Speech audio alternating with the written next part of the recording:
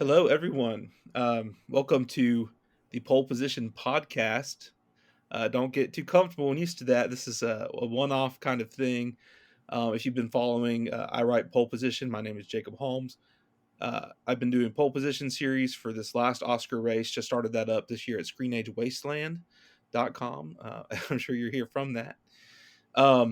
So what we're doing today is I have brought two of our ScreenAge Wasteland collaborators to discuss further. If you've been reading, I released Monday. I don't know when this will go out, but uh, we're recording this on Wednesday, March 12th. And so 2 days ago, I released my way too early 2026 Oscar predictions. So you can go through and hold me accountable anytime and read through those. But I wanted to bring some other folks on because it's such a big topic to explore. So, first off, you may recognize him from the Canon Pod. I'm here with too much more experienced host, I have to say. From the Canon Pod, Raf Stitt joining us. How are you doing, Raf? I'm good, man. Thanks for having me. It's cool to do this and to not be worried about like editing and putting it all together and like hosting and all that stuff. I'm happy to just be here vibing. Happy to join, happy to vibe. Yeah. Yeah, well, that's what I was. It's a little bit intimidating. So I know we're about to introduce our one of our newest members of ScreenAge Wasteland, Bryan Loomis, who's also the host of the What a Picture podcast. So both of these guys have done like hundreds of episodes of hosting, and I am not a host. But this is my series, so I get to have the hosting chair for this round. So, Bryan, it's good. I was just talking to you for a moment, but this is basically my first time really meeting you. So it's good to see you. Yeah, great to meet you. I'm excited to be here. Yeah. So obviously we're here to talk about the 2026 Oscar race, which is just starting. We're literally just like 10 days removed from the 2025 Oscars race ending with an Aura winning Best Picture. Really quickly, I have to go back and look. So last year, I did my way too early picks in May, so I was kind of delayed. And looking back, I got 3 out of 10 right, which was pretty rough. The three that I got were Dune Part Two, Conclave, and Nickel Boys, which I did not think Nickel Boys was going to make it for a while, a while there. Um, but I have to say that I think I'm not looking at them in front of me. I think I was close on two more. I think I predicted Sing Sing and the Apprentice. And I feel like they were in like the bubble of like the next two or three like left out of the Best Picture 10. I also I think pretty early on I predicted A Real Pain, which was also close. But I think I predicted five. I think in this first five, in the very first round, I picked five that were way off. Like Blitz from Steve McQueen on Apple. Like everyone thought that was going to be in Best Picture though, and then it just Yeah. completely collapsed. And then Sing Sing, we just hit Sing Sing. The other four were really bad. There's some movie called Emmanuel that people were predicting Oh. at that time. It has an Emmanuel 18%. Perez. Yeah, man, if I had picked Amelia Perez, that would have been I would be really bragging. So this movie Emmanuel has like 18% on Rotten Tomatoes. I don't even know. I didn't know what it was then. Then there was a neon film, The End, starring Tilda Swinton and I think Michael Yeah. Shannon, like a musical in an apocalypse. That didn't go anywhere. There was a movie Part and Hope, Yeah. like an international kind of film that A24 picked up, and it was a dud. And then what was the other one? It's on the. You can go back and look at it. It was another really off base pick, Yeah. but Well, doing this exercise so early is, you're taking shots in the dark because no one's really seen these movies and you're not sure, how good they're going to be. So, a lot of those like had some hype, but then they showed up at a festival and critics were like, "Eh," and then they never really found an audience, so you don't really get a shot at the Oscars then. So it's tough to do this far in advance, but sort of fun, yeah, to make stabs at guesses of what could show up. Well, it's funny you say that because like last year when I was doing it, I was like dreading it. I was like, I kept putting it off, and I was like, I don't. There's no point in this. Like, I'm just picking out of the hat, and there's like no indication on how these movies are. And then I literally did that a week before Can came out and just crushed. The other pick was Megalopolis, Raph. That was the other pick. Oh. Ooh.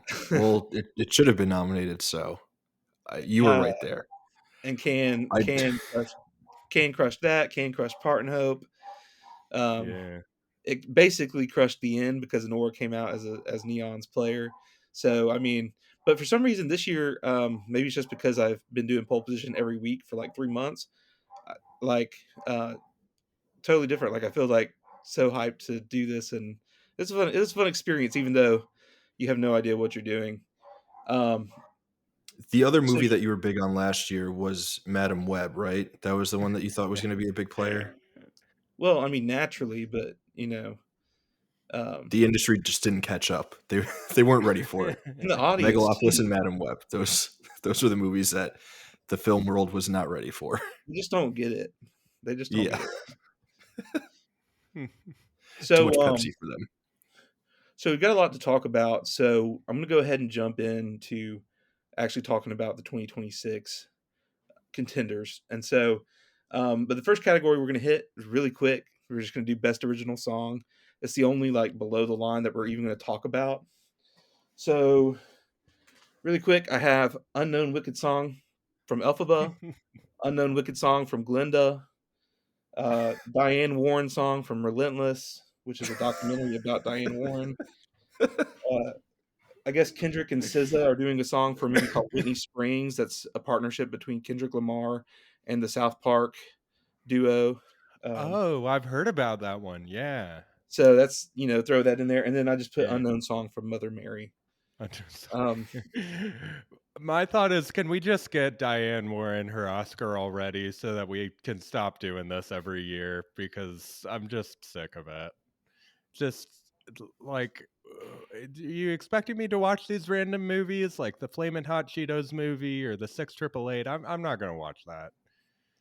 But I'm sort of a completionist, so then if it's nominated for an Oscar, I feel like I should, but I don't care enough to do it. So just get Diane Warren or Oscar so that we can stop doing this, you know? I don't think this is The going to be the year. the Wicked songs, are those going to be eligible because they're not technically original because they were in the play, or do we Good think question. Good. Ariana Grande is in the lab cooking up something new specifically for Wicked 2? They We will used talk all some more the about Wicked too, but there are two yeah. original songs coming. They used all the good songs in part 1, so now they got to make some stuff up to fill out a second movie. Interesting. Yeah. Yeah. So that is confirmed, and so it's almost a shoe-in that these two new original songs will both get nominated. I mean, what else is? I mean, maybe we're wrong, but that seems pretty clear. So any other thoughts? I mean, I don't think we're going to talk anymore about the Whitney Springs project, Kendrick South Park project. Have y'all looked at that at all? I feel like I've heard that that's was supposed to be a thing. I feel like that's been announced for the last like 5 years. Like every January, I see an update that's like, "Oh, Kendrick Lamar's next thing. He's teaming up with the South Park guys." I was like, "Cool." Wasn't that supposed to be something that was going to come out last year? We're just like, are we just going to do this announcement every year until the end of time? So I'll believe it when I see it. Well, you will see it on July 11th if you have Paramount. They've um, been saying July for the last 5 Julys. really? Okay. Well, Unless I'm living in some weird like time loop where that's the only thing that repeats itself. I guess there are a few other things that have been repeating themselves, but we don't have to get into that. Just it just feels like this Kendrick South Park movie has been, you know, in production or whatever, anticipated for next July for 5 years. well, there's a lot of people. There were a lot of people predicting this in their best picture lineup, and I just would believe that when I see it, even if it releases. Also not really boding super well for the film. It was supposed to release supposedly July 4th in theaters, and now it's been moved to July 11th straight to Paramount. So, I mean, the Yeah, that's not a great look. Yeah. plot synopsis is kind of interesting, right? Like, Kendrick I think Kendrick Lamar is playing a slave reenactor who's finds out his girlfriend owned his girlfriend's family owned his family, you know? I mean, and I mean the South Park duo guys are really creative and smart and whatever, but I just don't I believe it when I see it. Yeah. So, um, just so we can get into the best picture conversation real quick, we're gonna do best animated feature because it's another one that just has no tie-ins, and it's pretty easy. So, first on the list, I had Elio, the new Pixar film about a boy who wants to be abducted by aliens. The animation looks good. The trailer, if you haven't seen it, it looks fine. It doesn't look like something that I think is going to win, but I mean, the rule still is if Pixar has a film that year, Pixar will get nominated. They haven't won as much, but they're getting nominated every year. Um, you also have Zootopia 2. Disney's had a little bit more struggles recently, but Thank uh, God. I Not thank don't God think. that they've had struggles. Thank God that Zootopia 2 is finally coming out. And Yeah. it's Well, I going mean, on with it's that great. rabbit. I think it's great that the Academy War awards in animation are shifting to make to hold Disney and Pixar a little more accountable to making great art again. But Zootopia 2, unlike Moana 2, I feel better about it. I think it's going to probably make the cut for the nominations. But I think the front runner right now, considering the last three choices of the Academy, has got to be this movie Wildwood from Leica. Leica? How do you pronounce that? Yeah. Have y'all seen anything about that? I just saw it. It popped up as I was looking at stuff for this year, and it definitely seems interesting. Probably more interesting to me than the uh, Pixar and Disney stuff. Though I will go see Zootopia 2, and my kids will drag me along to the other stuff probably. But yeah, this Wildwood thing looks interesting, and I agree. Like the Oscars have been going for the more visually distinctive, focused on animals, maybe you know, international type of thing recently. So it definitely could pop. Yeah. I've seen nothing about any of these three movies. Animation is a huge blind spot for me.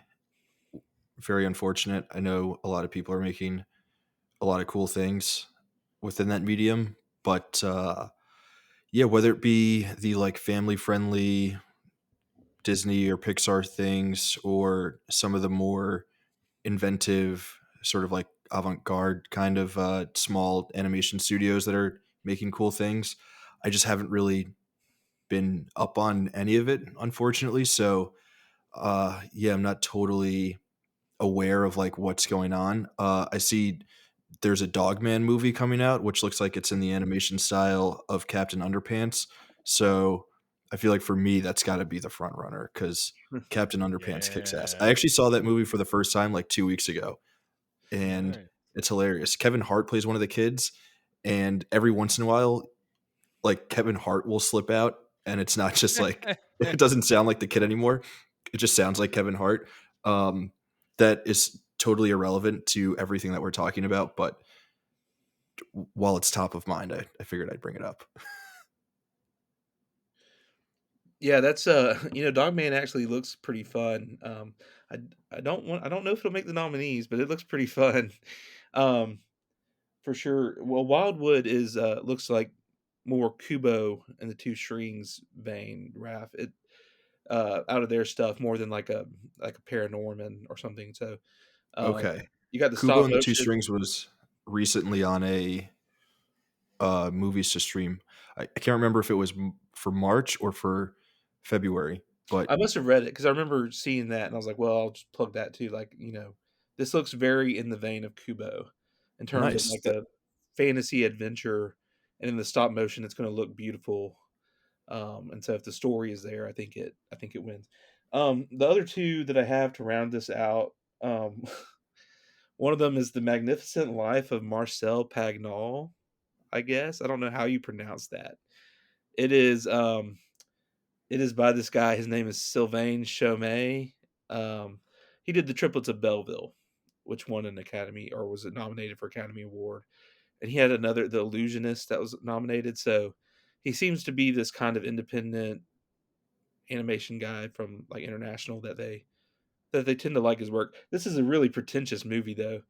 It's being distributed by Sony Pictures Animation, and it's about like I don't know what country it is, but it's about a filmmaker. Like it's actually about a filmmaker, like that was really impactful, I guess, on cinema. So I just don't know how that's going to go. There's a trailer, a really rough draft, I guess, supposedly online, and it just looks really pretentious. But, yeah, you know, what are you gonna go with?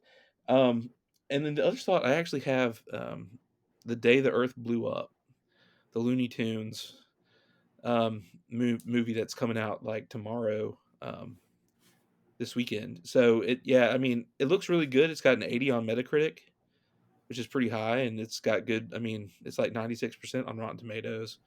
I think maybe with the Coyote versus Acme stuff, and that not getting to see the light of day, maybe voters will really appreciate getting this Looney Tunes feature that's apparently very inventive and funny. Yeah, everybody loves Looney Tunes. There was a review that said it's the funniest movie since Hundreds of Beavers. Ooh, Pretty that's Good high high praise. endorsement. praise. Pretty high praise. Another movie to watch out for that I don't have, but certainly could. Andy Serkis is doing an adaptation of Animal Farm. Oh, that Interesting. is I'm into that. I want to see that. Yeah. Is he directing it or just starring in it Directing, or doing them? Okay. producing. I guess directing, producing. The only thing he's directed though was Venom 2, so he doesn't have a great track record there. But if it's just like him doing like a bunch of motion capture for Yeah, the animals, exactly. like that sounds awesome. Hopefully there's He's some like good listed in the producers. cast here. So Yeah. and Kieran Culkin is also listed in the cast as Squealer. So maybe he does mocap for all the pigs. Honestly, yeah. I think that could I'm be into it. I think it sounds great. yeah. I'm totally down for that. There's also I just kind of I don't know anything about this movie or like whether it's got any chances, but there is a South Korean animated film coming to Netflix called Lost in Starlight.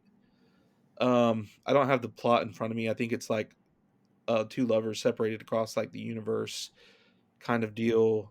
First Korean language on Netflix, animated, but it's not like some people are putting like Nija 2 or whatever that's got like $2 billion, mostly in China, and I just don't think those kinds of films I don't think are going to go in the Academy's way or like anime.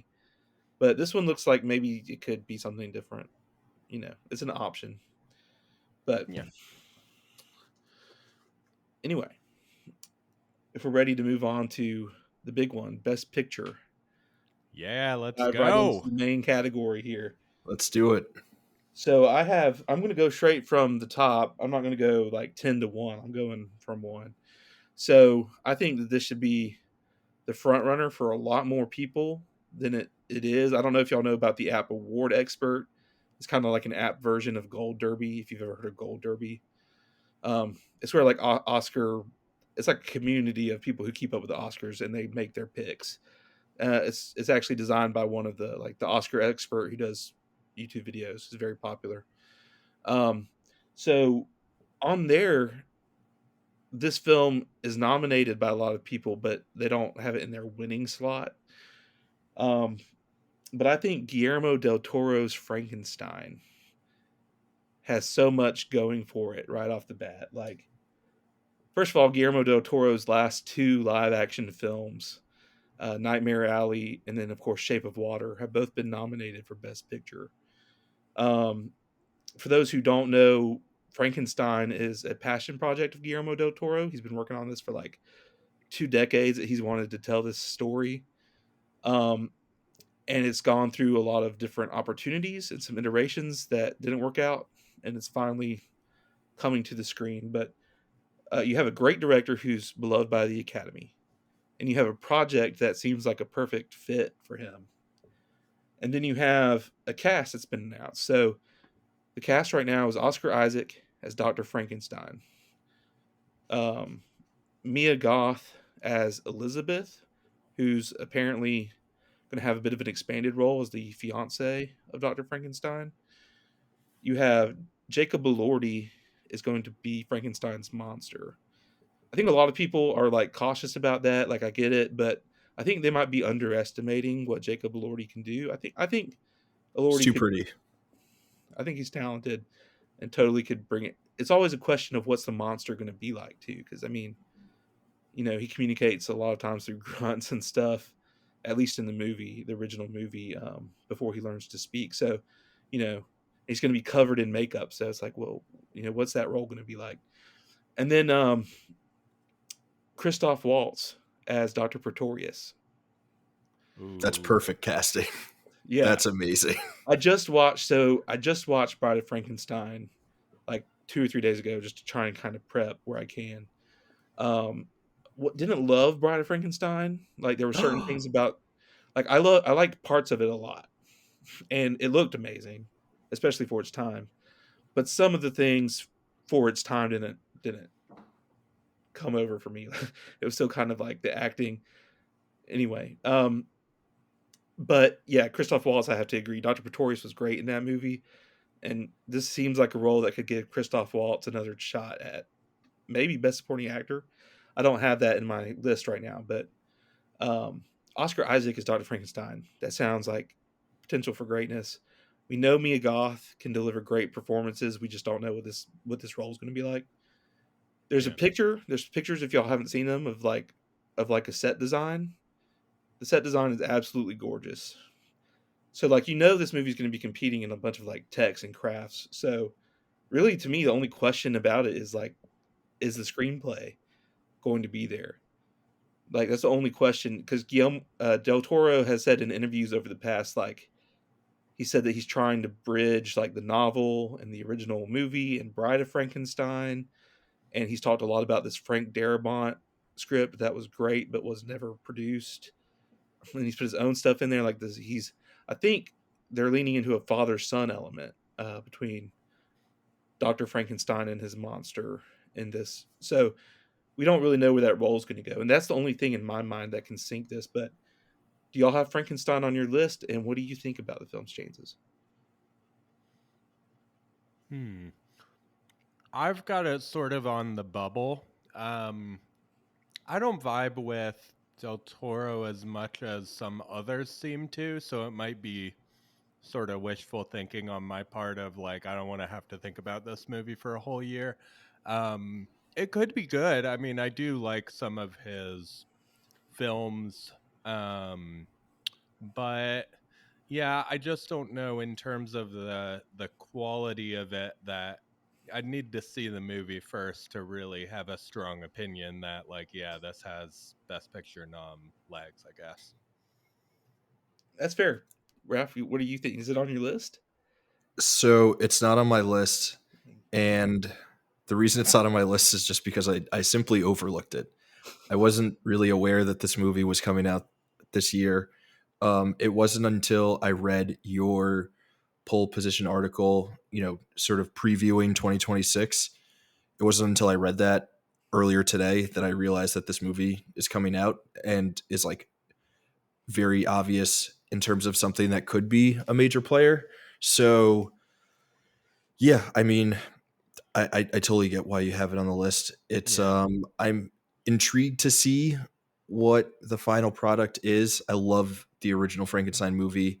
I love Bride of Frankenstein. I remember reading the book in high school and digging it, and it who knows what the Elordi Frankenstein's monster is going to look like? Is it going to be more like the monster in the book where he can actually string together sentences and is like a very thoughtful person, or is it going to be more like the depiction from the original movies where it's just like that iconic like bumbling uh threat as a Yeah. monster? So Yeah, yeah, the The acting nominations will be interesting. We didn't see anything or really any buzz for Bill Skarsgård for Nosferatu, so I think there is still like if you're in a lot of makeup and doing sort of like the horror thing, there's a reticence to give acting nominations. But back, Jacob, I do think you're right. Like the track record is there for this with The Shape of Water win, Nightmare Alley getting a nomination, and then Pinocchio won Best Animated, didn't it as well? Oh yeah, oh yeah. So yeah, he's got a strong track record with the Academy where this not getting a nomination would be sort of a surprise, I would think. And I think the reason I don't have any Frankenstein. Uh, I don't have Christoph Waltz or Jacob Elordi in supporting actor because I don't know what they're going to get to work with.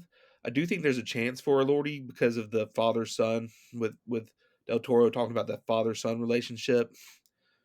There's possible. I think voters could maybe empathize with him better. Obviously, Nosferatu was like an empty, cold husk. He's an appetite, nothing else. Um, so there's maybe a thing there, but I did not predict that. Um, I'm really flirting with the idea that Frankenstein could be the most nominated film at the awards because I mean, there's so many. So I have Oscar Isaac in the Best Actor in my Best Actor five.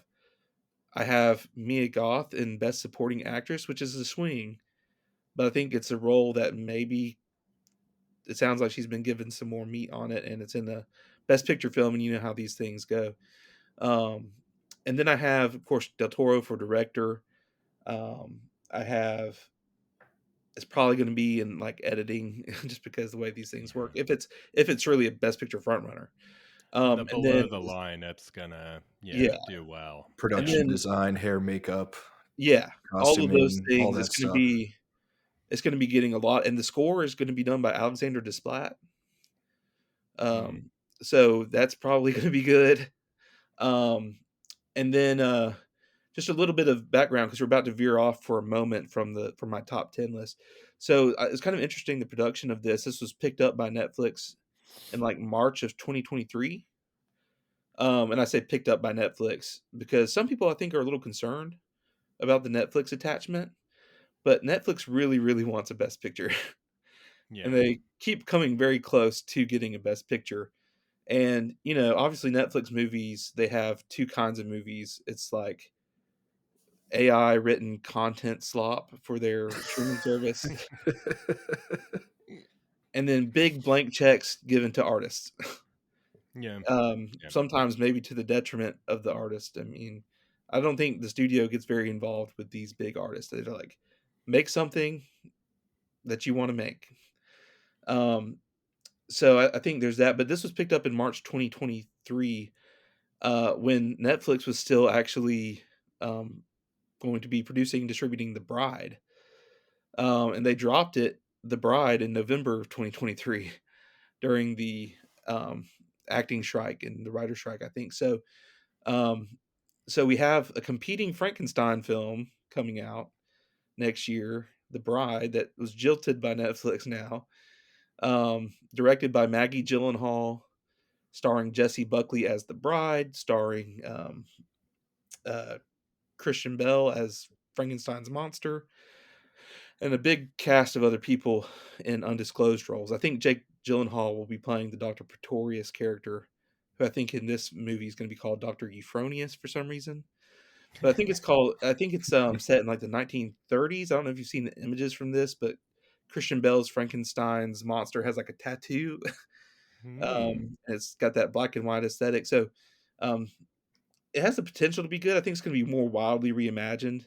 Del Toro's is like trying to be like a definitive Frankenstein story, whereas The Bride is like feminist, like rewriting of The Bride. Um, so I Yeah, do have it in the feminist weirdo junk star, and my girl Jessie Buckley is definitely up my alley. So that's more, maybe a little more my speed, but probably a little less the Oscars speed. it could be anywhere on the board. I think I do have it in adapted screenplay for now, just for Hmm. giggles. I mean, I don't know how it's gonna go, but Someone mentioned that it looks like Jared Leto's Joker aesthetics for like the movie, which is not a real seal of approval. Raph, have you seen anything about The Bride? No, I've seen nothing about The Bride, but Brian, I'm kind of in the same boat. This sounds like it would be maybe a little bit more up my alley. Like, definitely, we're taking a big swing. I don't know if I'm familiar with Maggie Gyllenhaal at all as a director, She but did The Lost Daughter. Did you ever see The I Lost didn't see Daughter? that one. Yeah. No. That's the So only thing. I think that Yeah, was I her think that's it. debut. Yeah. like I think that this one, that The Bride, could be just like a more fun movie and more inventive, which obviously would make it less safe as like an Oscar pick. Whereas Guillermo del Toro doing Frankenstein is like the most safe bet for an Yes. Oscar nomination that you can get. He could do something that is like really, really, really cool with it and like super inventive in terms of how he's interpreting the story, similar to like what Robert Eggers did with Nosferatu, which was like an amazing movie, but is obviously not something that is going to speak to Academy voters. So I could kind of see Del Toro's going like either way. Or he does take like a really big inventive swing and does something really cool and fresh with it. But Academy voters are still like, this is accessible enough for us to vote for, which would, be the best of both worlds. Yeah. There's definitely like some people have mentioned the horror aspect of Frankenstein, and I'm like, I don't think that weighs down a title like Frankenstein the way it tie down a whole lot of other films. Like it's classic enough that I don't think Yeah. the Academy is going to be like, oh, this is too horror for me. I mean, Guillermo's safe for them in ways that someone like Eggers or like Ari Aster just like, they're not safe for the Academy, like That's a good point. those are not Yeah. right. The Academy Awards are meant to like showcase movies on a wide scale. And like, as much as I love Nosferatu is not necessarily a movie for the masses. Hmm. all right. Well, the next pick on my list is going to be interesting one to talk about. There's a lot to talk about with this one. This one that everyone knows is keeping an eye on, uh, and that's Wicked for Good. Um, Hmm. I am not getting on this bandwagon that everyone seems to be getting on of they gave 10 nominations to the first movie, and so they've honored it, and now the Academy is gonna be like, "We don't wanna do that again 1 year after, so we're just gonna, like, ignore it no matter how good it is." Like, Hmm. I'm just that bandwagon is totally, like, shaping up, and I'm just not jumping on. So, I think that there's a lot of things that look good about Wicked for Good. It's hard to believe based on they shot this back to back and everything. Like, it just won for costumes and production design, and it's like, what are they gonna? I mean, I know it just won. It's not gonna win again, but in what world are they gonna be like? That's not in the top five. I just can't see it. Yeah. It's so hard to see that for me. We already talked about how it's gonna get 2 original song nominations most likely. Yeah. There's a question whether it's gonna be eligible for score. It could go the way of Doom Part 2, but there are a lot of new songs, both the new original songs and also the new songs from the play that aren't from the first movie. So I don't know. It gets kind of. I'm not an expert on determining the eligibility of that, especially ahead of time. Um, I honestly think the biggest one is that people think they're going to ignore Cynthia Erivo and Ariana Grande just because they don't want to waste a slot on someone they just nominated.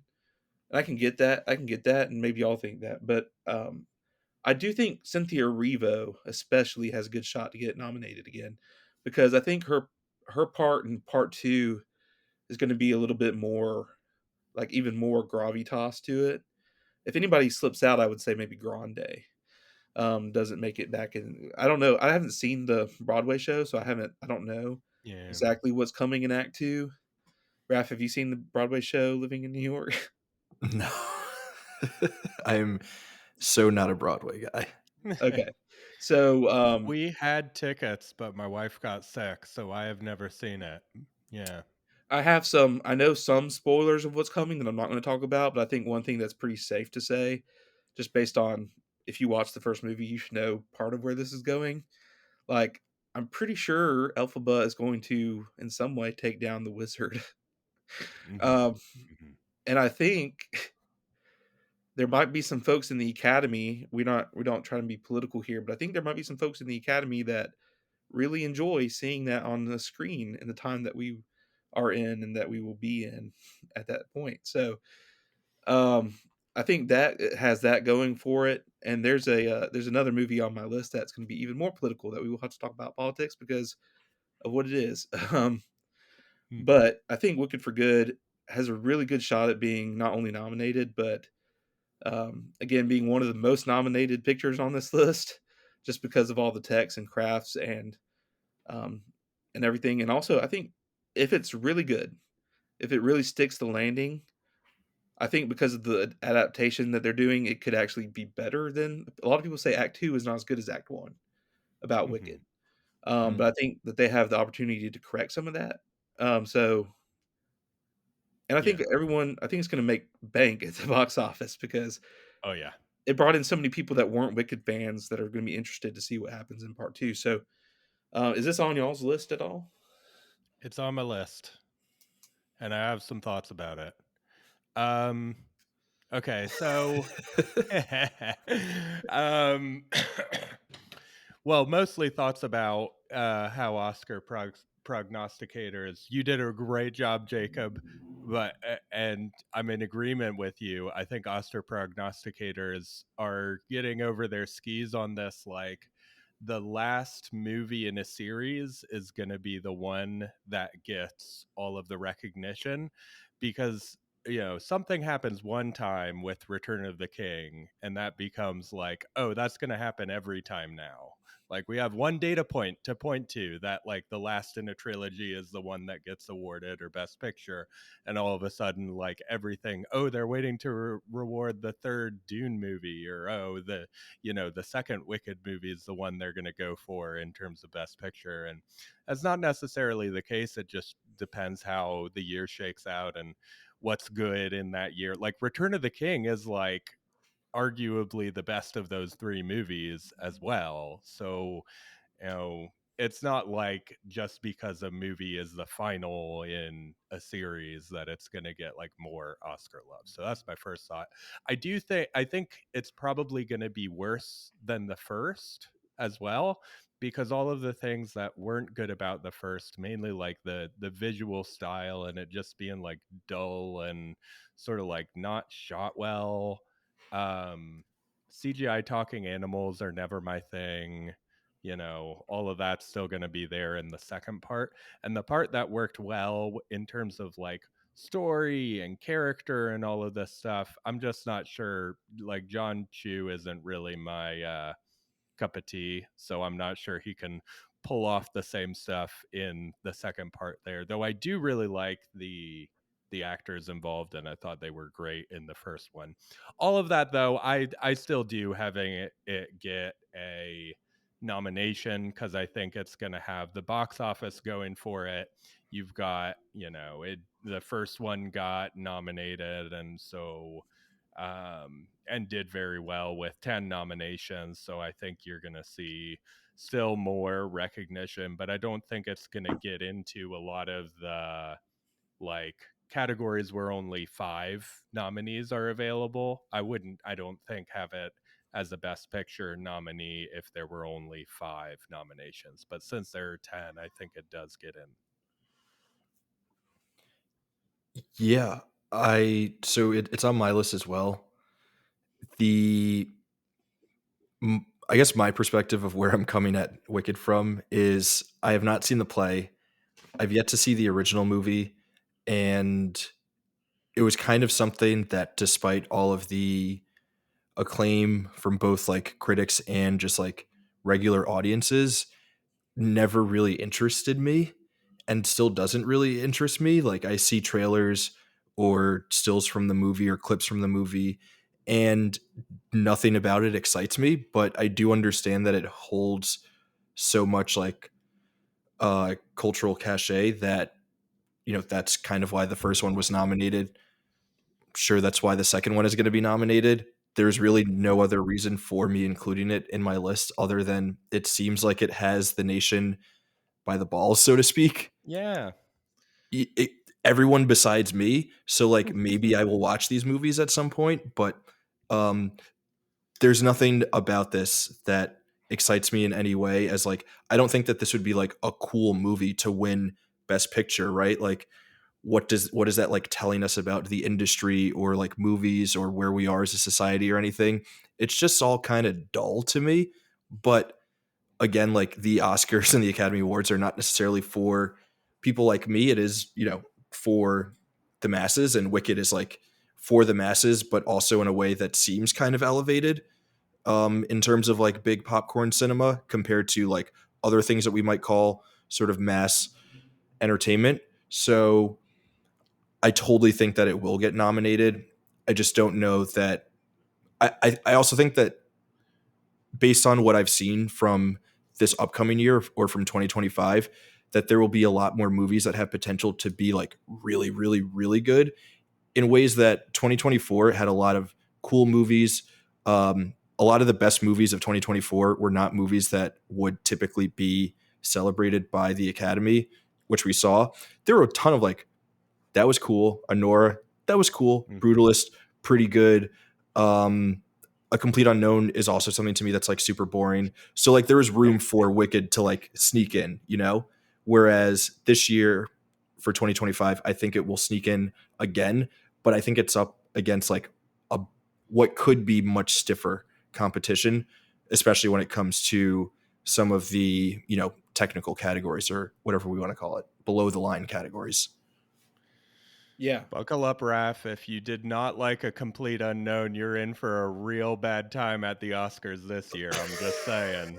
This Again, something I wasn't music aware of biopics can get much worse. We're gonna until do I We looked could at Jacob's list, until I looked at the article from today, and I was like, we're "Oh my god, we're we're time is a doing flat it. circle." Yeah. Yeah. by the way, did either y'all didn't have the Bride on your lists, right? No. No. No. I didn't think so. I had it We're gonna missing get to out. one later, probably that I won't have that y'all may have. But real quick, I will say, Raph, I had no interest in Wicked. I did not like the trailers. Didn't care anything really about it, but went to see it. Really enjoyed it. The lighting, that was an issue. Like there's issues with lighting. I don't know how much of that they can fix in like post production, but otherwise, I actually think John M. Chu, in a lot of ways, did a great job of directing, and the musical part of it, especially like even like the best musicals before Wicked, really, to me, I mean, was West Side Story from Spielberg. And to me, even that at times, just trying to transition and hold this weight between the story and the songs was still just a little bit clunky, just a slight bit. I mean, it mostly worked, Mhm. but there's none of that to me in Wicked. Like Wicked is so effortless in the way it flows between music and story. Like it's in and out, and the choreography is insane at points and just really well handled, in my opinion. I don't have John M. Chu for director or Mhm. anything, but I do currently have Arrivo in the Best Actress race. I have Grande in the Supporting Actress race. Part of that is who are you going to put in there? I mean, honestly, I think it's going to get maybe 10 nominations again, but I don't think it's going to win, except for original song. I don't think it's going to win a lot. It's going to be going head to head with Frankenstein in so many categories and other films that could crop up in the text. Avatar, which we're Oh about to yeah. talk about. So like, I don't think it's going to win, but I think it's going to be nominated a lot again. I just don't think they're going to give it wins. Um, so moving right along, in my third slot, this one is not one that I'm like super jazzed about, but it's one of those until you prove the pattern doesn't keep going. I'm just gonna believe that Avatar: Fire and Ash will get in the Best Picture 10. So Avatar: Way of Water was not like a huge improvement from a story standpoint on the original to me, but I think that the story in Avatar 2 kind of lends itself to a much better script in Avatar 3. Um, and there's talk about there's this fire Navi, whatever's going on. I'm a little bit cautious about how that's going to play out, but I like the fact that we're finally getting out of into some kind of complexity other than just like big bad humans coming on the planet to take your very special resource. Like, I mean, My family is everything to me. we have these storylines, like everything that's going on with Spider and Neytiri, like that stuff is actually has been seeded to be like interesting. So as long as the story is there, people can crap on Avatar all they want. The third act of like Avatar 2 was so engrossing and exciting, and then just from a technical level, like when you're in the theater on that technical level and it does deliver, you're like, yeah, this is great. I mean, After a it doesn't. couple doobies, maybe. Yeah, I mean, you're not gonna look back on it and be like, that was like so great because of the story. I mean, you're not gonna do that. But when you're watching in the theater, you're like, yeah, I don't care. It's best picture, sure. Best picture Yeah, nominee. Anyway, not winner, but y'all have Avatar? I got Avatar. Yep, I got Avatar in there.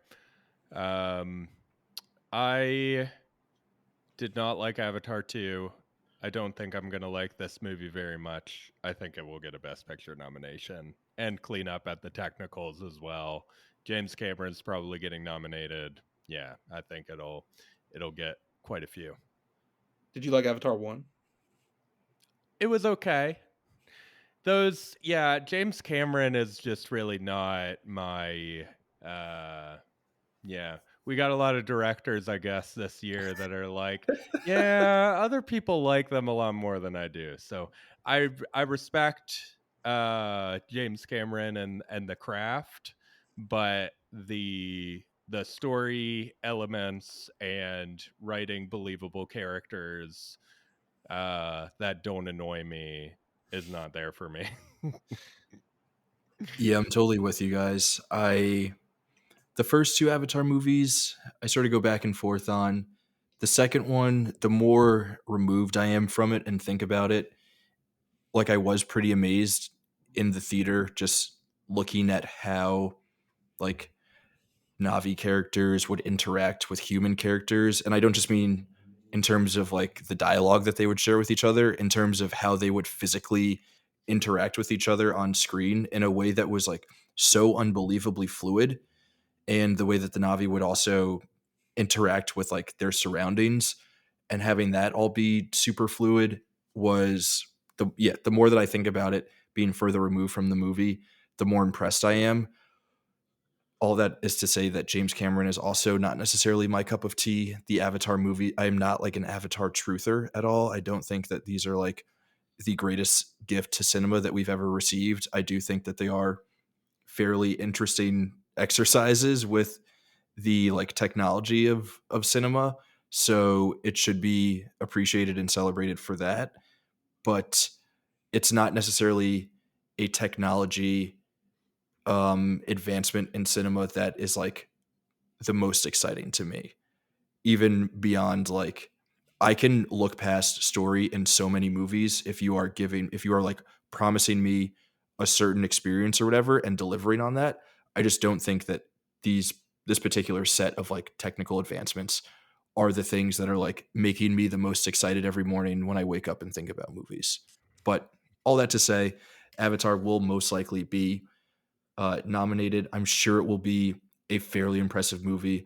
A ton of people are going to see it. It's going to make a gazillion dollars. Like between this and Wicked, the box office is going to be, cinema will be saved again. We're going to go through that discussion. So Oh yeah. it'll be cool when Jimmy Kimmel gets on stage next year and says, leaves glowing reviews of these movies saving cinema, but then complains about them being 2 hours and 45 minutes or whatever.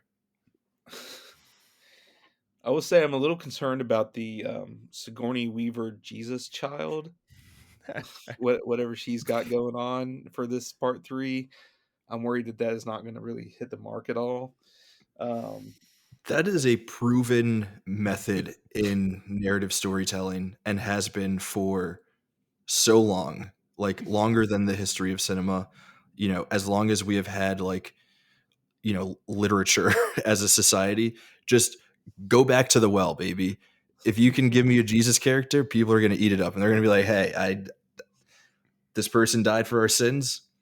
That's something I can jive with. I understand that. That makes sense to me. That is good storytelling. Let's ride. and maybe it will work, but as far as nominations for this movie, like, I know that you mentioned Brian James Cameron. I don't have him in for director. I Interesting. don't. I think he's kind of a long shot for director. Just he's not that long. Like if there's not enough options, they'll put him in for Avatar without without a problem. But like I think there's maybe 6 or 7 people at least kind of ahead of him if their movies turn out good. They do Um, tend to sort of shy away from the big budget, no John Chu, no Villeneuve last year. So the that's a, big budget movies, they don't like to reward those directors with the nomination. yeah. I mean, and with Villeneuve especially, like that was just a real like that was a travesty. But and I don't even love Dune 2 that much, but like directing wise, it's a travesty that it wasn't nominated. Um, But yeah, I think this will pick up VFX. Obviously, that's probably the best lock you could have of any. Like Avatar 3 is going to be nominated for VFX. If you wanted to, just bet your, I mean, you're not going to get anything back on it, but that's a safe bet. Oh yeah. Um, so yeah, so I'm really excited though.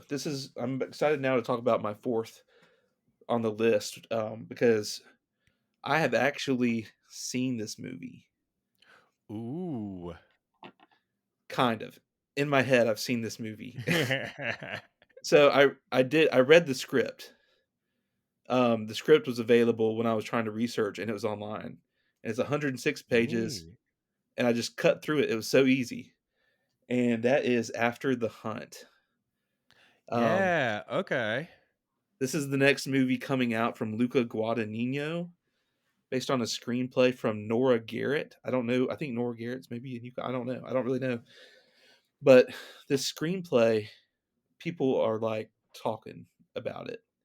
I think it topped the blacklist, like competition, that major screenplay competition. And the reviews of this script were just like, this is like borderline brilliant masterpiece script.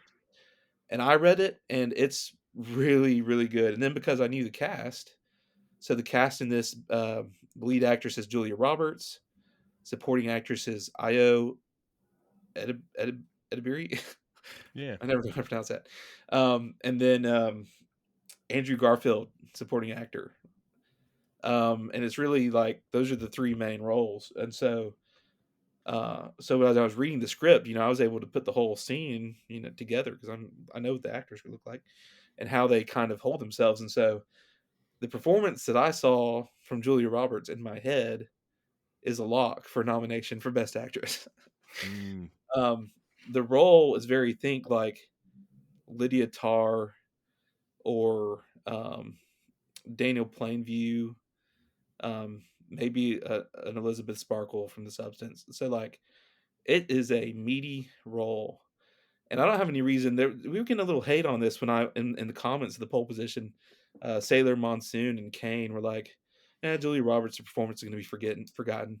This doesn't come out until September, by the way. It's got a premium date, being distributed by Amazon and MGM, and you know, this is another time where Oscar prognosticators are getting in their head because Luca just had another Amazon MGM with Challengers with a great script, and everyone loved it. I still haven't seen it yet for some reason. I haven't seen Challengers. Sorry. I should. I don't know why I haven't. I've had other things going on. I'll talk about some of those things in a minute, um but I haven't seen Challengers, but that came out in like May, right? And even when it came out, even though it was really hot, everybody loved it, no one was really expecting it to be Oscar-y at the time, other than maybe the score and maybe the mhm. script. And Luca had another play with A24 with Daniel Craig, Queer. That was like his Oscar movie that everyone was talking about.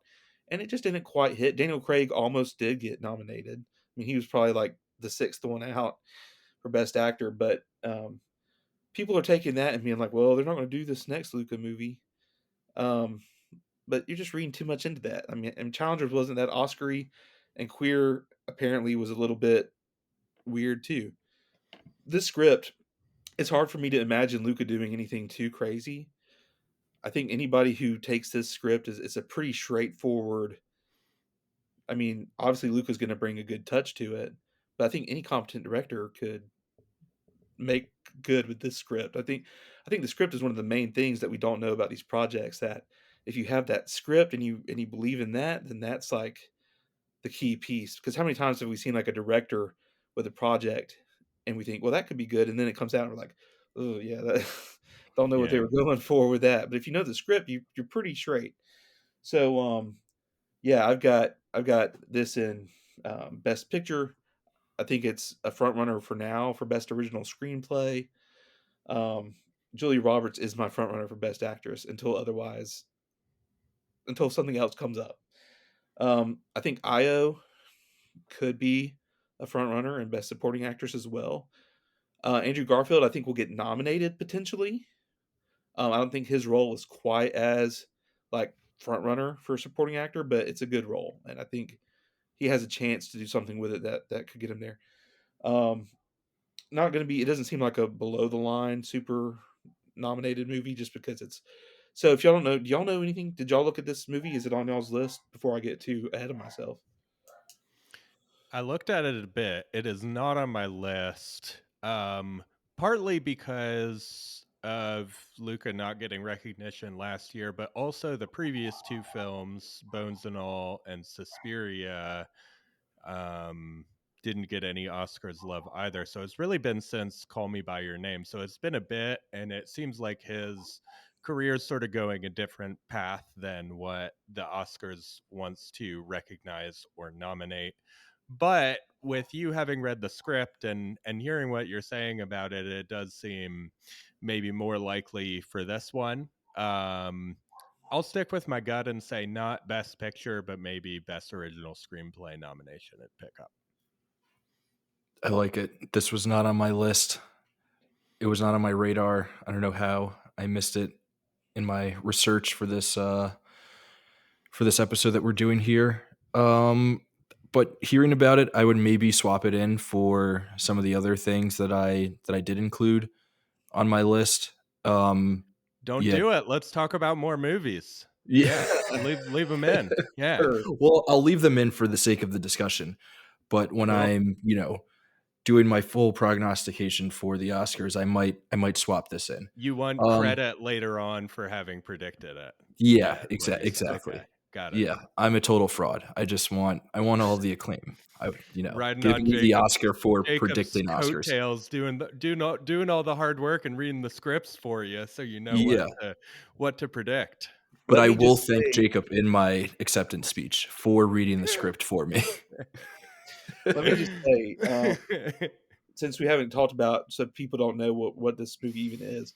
This is Julie Roberts will be like a college professor who's working on like a career, like very important dissertation, and there's only one spot for tenure, and there's I guess other people could get it, but it's like pretty much they know that it's going to be her or Andrew Garfield's character that's going to get the tenure. Oh, I'm in. And then Ooh. and then Io plays like a star pupil of Julia Roberts, and she comes to Julia Roberts and says, "This other professor played by Andrew Garfield, when he walked me home last night, he sexually assaulted me." And Ooh. then Andrew Garfield comes to Julia Roberts and says, "No, I confronted her about plagiarizing her essay." And also Julia Roberts and Andrew Garfield's characters have a bit of a history. So, I mean, that is just so Sounds Oscar very rich. interesting. Yeah. It is Yeah. it is so good. It is definitely not Bones and All. I will say that it's not like Yeah. Luca where he could go weirder. It's definitely reined in and like right down the middle for an Oscar type deal. Speaking of Oscar Beatty stuff, next on my list I have Hamnet from Chloe Zhao. Obviously, won Best Director for The Eternals. No, she won Best Director I for like the Eternals. I Best never Director for saw it. Nomadland, which I know a lot of people. I don't really love Nomadland. It's a lot of people. If you ask like rank the best picture winners of the last 5 or 10 years, Nomadland is near the bottom just because it's kind of boring. It's not, but it's good. I mean, it's obviously well directed, and she's obviously talented. But Hamnet is the story of Agnes Shakespeare and William Shakespeare dealing with the loss of their only son, Hamnet, to the bubonic plague. He's 11 years old. So this is based on a novel that's pretty acclaimed, and Paul Mescal will be playing William Shakespeare. Jesse Buckley will be playing Agnes Shakespeare. Uh, I mean, I don't know what else there's to say about it other than that sounds like an Oscar project. It's got a good director. It's got good actors. Even though I haven't read it, people like the book, which serves as the screenplay basis at least. So Is it's got this a a lot. sequel? Is this a sequel to Shakespeare in Love? That's a good question. I don't know. It's, Is Harvey Weinstein out of retirement producing this one? That's the question that It could everyone's win. asking. It could win if he is. He's playing his dirty tricks again. Yeah, from his jail cell. Is he y'all in have. Rikers? I think. What would you ask, Raph? I was asking if he's at Rikers or is he I in don't know. another I think jail?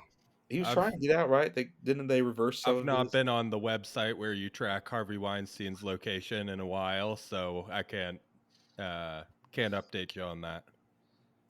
I did not have Hamnet on my list. I didn't either. I had it in the 11 to 15 range.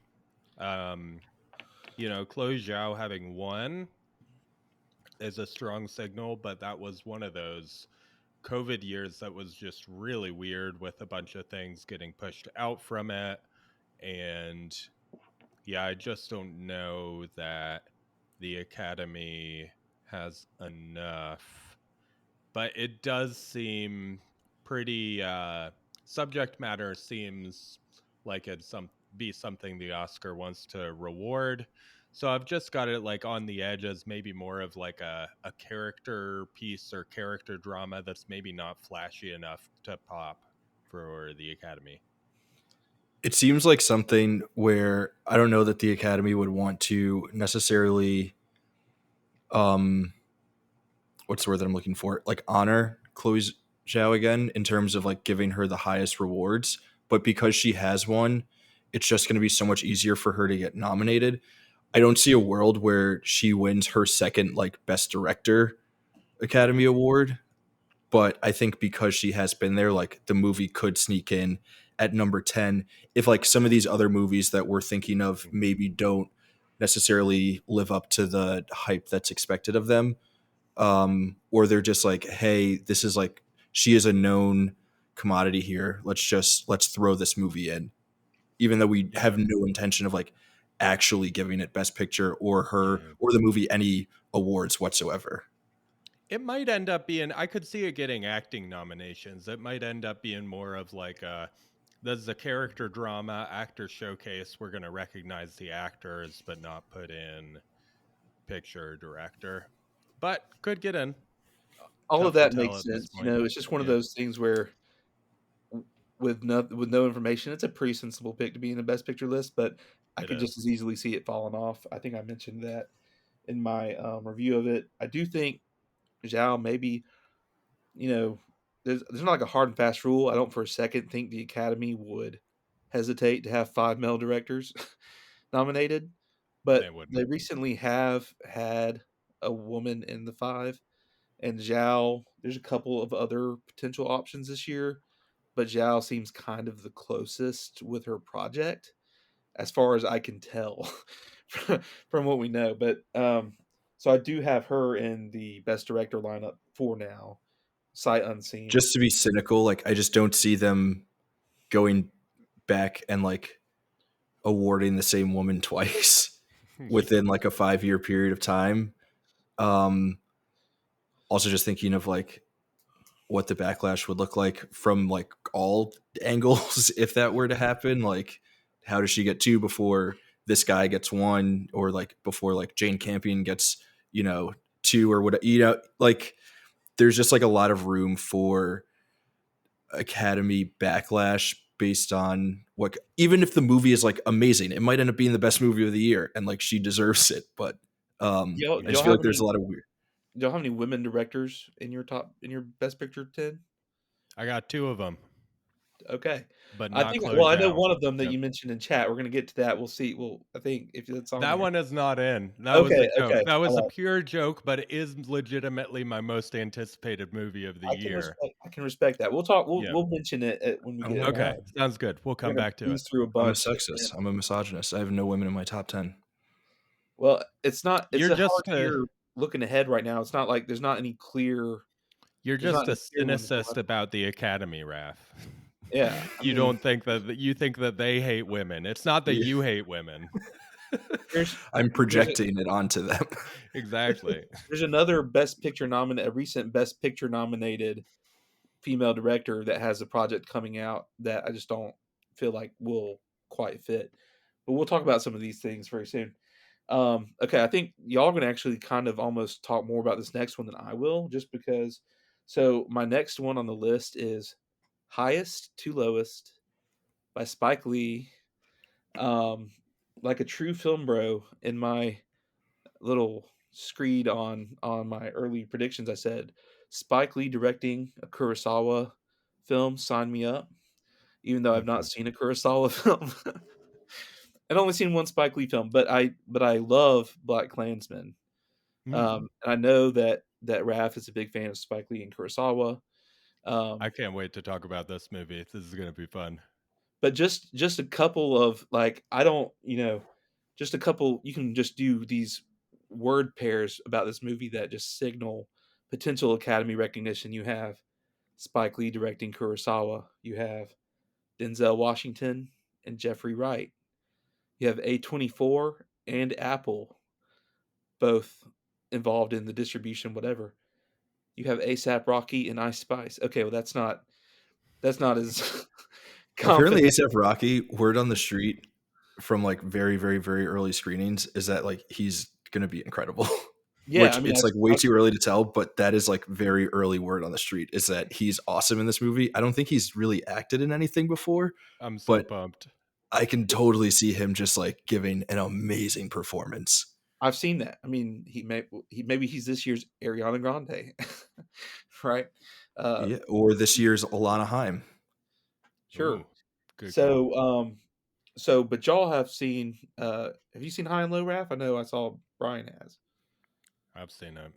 You haven't seen High and Low? Oh, No, y'all got to see some High I and Low. I've it's Ooh. seen very part of it. Oh, you've seen it? Yeah. I started to watch some of it for this just to get a little bit more prepared. I wasn't able to finish it just out of busyness, but like what I saw was good, was very good. And Oh, it's real good. um, so talk about it, Brian. What do you think about Spike Lee direct? What do you think about the original or not? That was an adaptation too. Okay. What do you think Yeah. about Kurosawa's film, and what do you think about Spike Lee reimagining it? Yeah, so this will be an interesting one. I think this movie is going to be really good. There's been some chatter about Spike Lee not being great at um remakes because his remake of Old Boy was I haven't seen his remake of Old Boy or his remake of Ganja and Hess, but apparently they're both terrible, terrible movies. Um the thing is, though, those two movies, I have seen the originals, Old Boy and Ganja and Hess. Those are such like singular um auteurist visions that's like only those directors could make. And it's just an ill-conceived idea to adapt them in the first place, really. I don't think High and Low is that way. It's much more like genre, um, thriller. It almost reminds me a little bit more of like an Inside Man sort of vibe, where it's just like genre and fun. And I think Spike Lee can do something really fun with the story of High and Low. And to me, that's not like a great type of movie to adapt. That's like Kurosawa made like a really good genre piece that feels like others could put their spin on it. And so I think that's what Spike Lee is going to do. That said, I don't have this as a Oscar nomination, though it's one of my most anticipated movies of the year because I think it's going to be a little more genre, a little more like Inside Man was, and maybe it could do, I think, pretty well at the box office. but I think it's going to be like oh, that's more like maybe a little more popcorn than the Oscars wants to nominate. Sure. That's I fair. will just say too, real quick. You mentioned Inside Man. I've seen a lot of that saying this might be more Inside Man, as in not Best Picture. I Mm, think it's going to depend partly on how much there is like a bit of a class element to High and Low, obviously, and it depends on how much Spike Lee can kind of, I think, pivot and focus on that. I think obviously the Oscar voters are pretty interested in movies that explore class right now, yeah. but it's going to be through a genre angle either way. So, Raph, is this on your list? What are your thoughts on the film? Yeah, so this is on my list. Also, one of my most anticipated movies of the year. The original High and Low is very high on my watch list. I'm a huge Kurosawa head, also a huge Spike Lee head. So I am very highly anticipating this.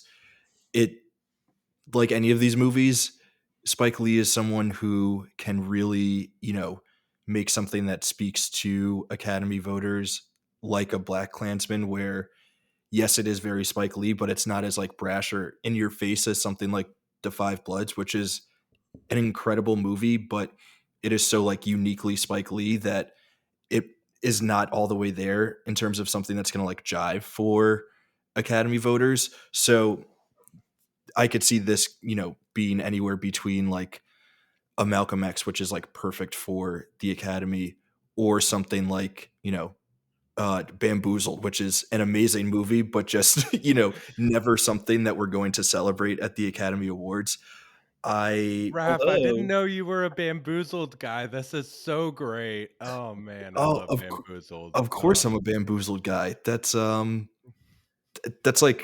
up my alley, I for haven't so seen many reasons. Bamboozled, I haven't seen Bamboozled, but they do say American Fiction has a lot in common with Bamboozled. So Yeah. if it was Yeah, taken okay, so from, Bamboozled or American Fiction is like the most like watered down version of Bamboozled that I again like makes it American Fiction, but you're right. Bamboozled is like you are uncomfortable sitting in your chair that entire runtime. you're Yeah, uncomfortable. I'm loving it. that's fair. So yeah, American Fiction is like a much more watered down version of that. That's Mm. something that Academy voters, right? Like, let's not lie to ourselves. We're mostly talking about older, whiter, duder kind of voters. That's something that they can sort of swallow. So, Jacob, I think what you're saying in terms of like, will this more so lean into um like the class dynamics of the story, or will Spike Lee do Spike Lee race talk, and will that like rub some voters the wrong way or be a little too much for some voters in ways that like they then won't be able to fully appreciate whatever the depths of like greatness there might be in the movie. This is like a huge question mark. Also, it's Apple, so like we've seen Apple have really good runs with their Oscar nominated movies like Coda, but then we've also seen them do the awesome thing of like throwing a shit ton of money at an established director like Scorsese to make Killers of the Flower Moon, which was the best movie of that year, or Ridley Scott to make Napoleon, which was fine, but like still awesome that they threw him that much money. So it could either fall into, okay, Apple gave Spike Lee way too much free reign to do what he wanted to do, or Apple is running a really smart Oscars campaign for this particular flick. This might be the biggest question mark, but that being said, I am extremely excited for it, so I have to put it on my list. We, and if nothing else, we got to get Spike Lee on the red carpet, and somebody's got to hold a microphone in front of him and ask him what he thought of Michael. Yes, that will 1000% be the moment of the Oscars. That is the content I need. so one thing is I think it's interesting. Like I'm not sure exactly how much is A24 and how much is Apple on this, which is going to be a pretty big like question. It seems like A24 is kind of handling production. I'm not sure where Apple exactly comes in. Like I'm not sure how those duties are split, but the fact that it has the backing of A24, which is, I know they botched Sing Sing really bad, but they also brought The Brutalist to probably second place. on Oscars night, and which was like the prediction I'm proudest of was like back in September saying this race is between Honora and the Brutalist, and I held on to my seat for a lot of that when Amelia Perez was trending up. And some people think Conclave was the runner up. I don't know. I think it was the Brutalist and then Conclave maybe, but A24 has got two Best Picture winners. They do a good job of getting things like Past Lives in there, and this is obviously a much bigger project, but we'll see, and we'll also see what A24's priorities are because there's some other movies that are on a lot of people's list from A24. And I wanted to say too the fact that it's a crime thriller. Black Klansman could probably be classified as a crime thriller too, but what he did with that obviously was so different that it was a good Best Picture nominee. So we'll see what he does here. Yeah, Also, might that's be a good true. time just because y'all were talking about Bamboozled and how uncomfortable Bryan was and how loving it Raph was. Uh, Me and Raph are just kind of in the early stages of working on a potential spin-off podcast to do together.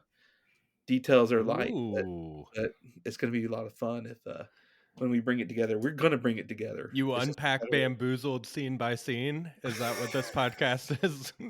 it could be. It could be on that. We have some interesting ideas lined up. Surprisingly, an untapped market. The deep dive into Spike Lee's Bamboozled.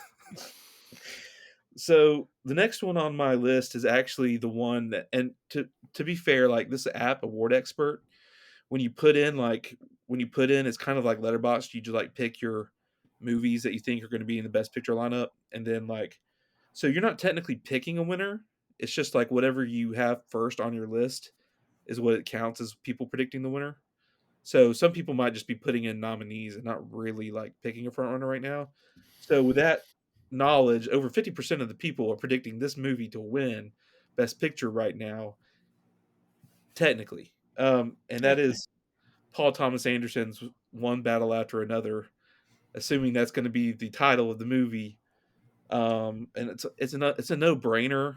I mean, there's questions about it, but it's a no brainer to have in your Best Picture lineup right now. It's Mhm. Paul Thomas Anderson, who just has like a ton of Best Picture nominations in his past. He still hasn't been, won a director Oscar, right? And so you got Leonardo DiCaprio in the lead. So that's another reason people are going after it. Yeah, I don't actually have Leonardo DiCaprio in my Best Actor lineup right now. Um, but I do have Sean Penn in my Best Supporting Actor lineup based on some early reviews, which they say they're polarizing test screenings. You can take that with a grain of salt right now. It's just too early, but Yeah. they say every one of those reviews is like pointing out Sean Penn as the standout. I also have Regina Hall in supporting actress just for like throwing out there because she's a good actress and she's in a movie that might be in Best Picture. Otherwise, I have no real reason to do that. Um, but yeah, I mean, it's an easy movie to put on your list. Y'all have it? I got it in there. Yeah. I think it's got enough. It's his biggest budget he's ever worked with. You've got the star power with Leo. I think it's got sort of the Once Upon a Time in Hollywood path to a nomination where it's like, could be a summer hit, maybe not as big of a summer hit as the studio would expect given the budget that they gave it, but could be a pretty decent summer hit and everybody likes it. I mean, Paul Thomas Anderson is just so consistent. Like every single one of his movies is good.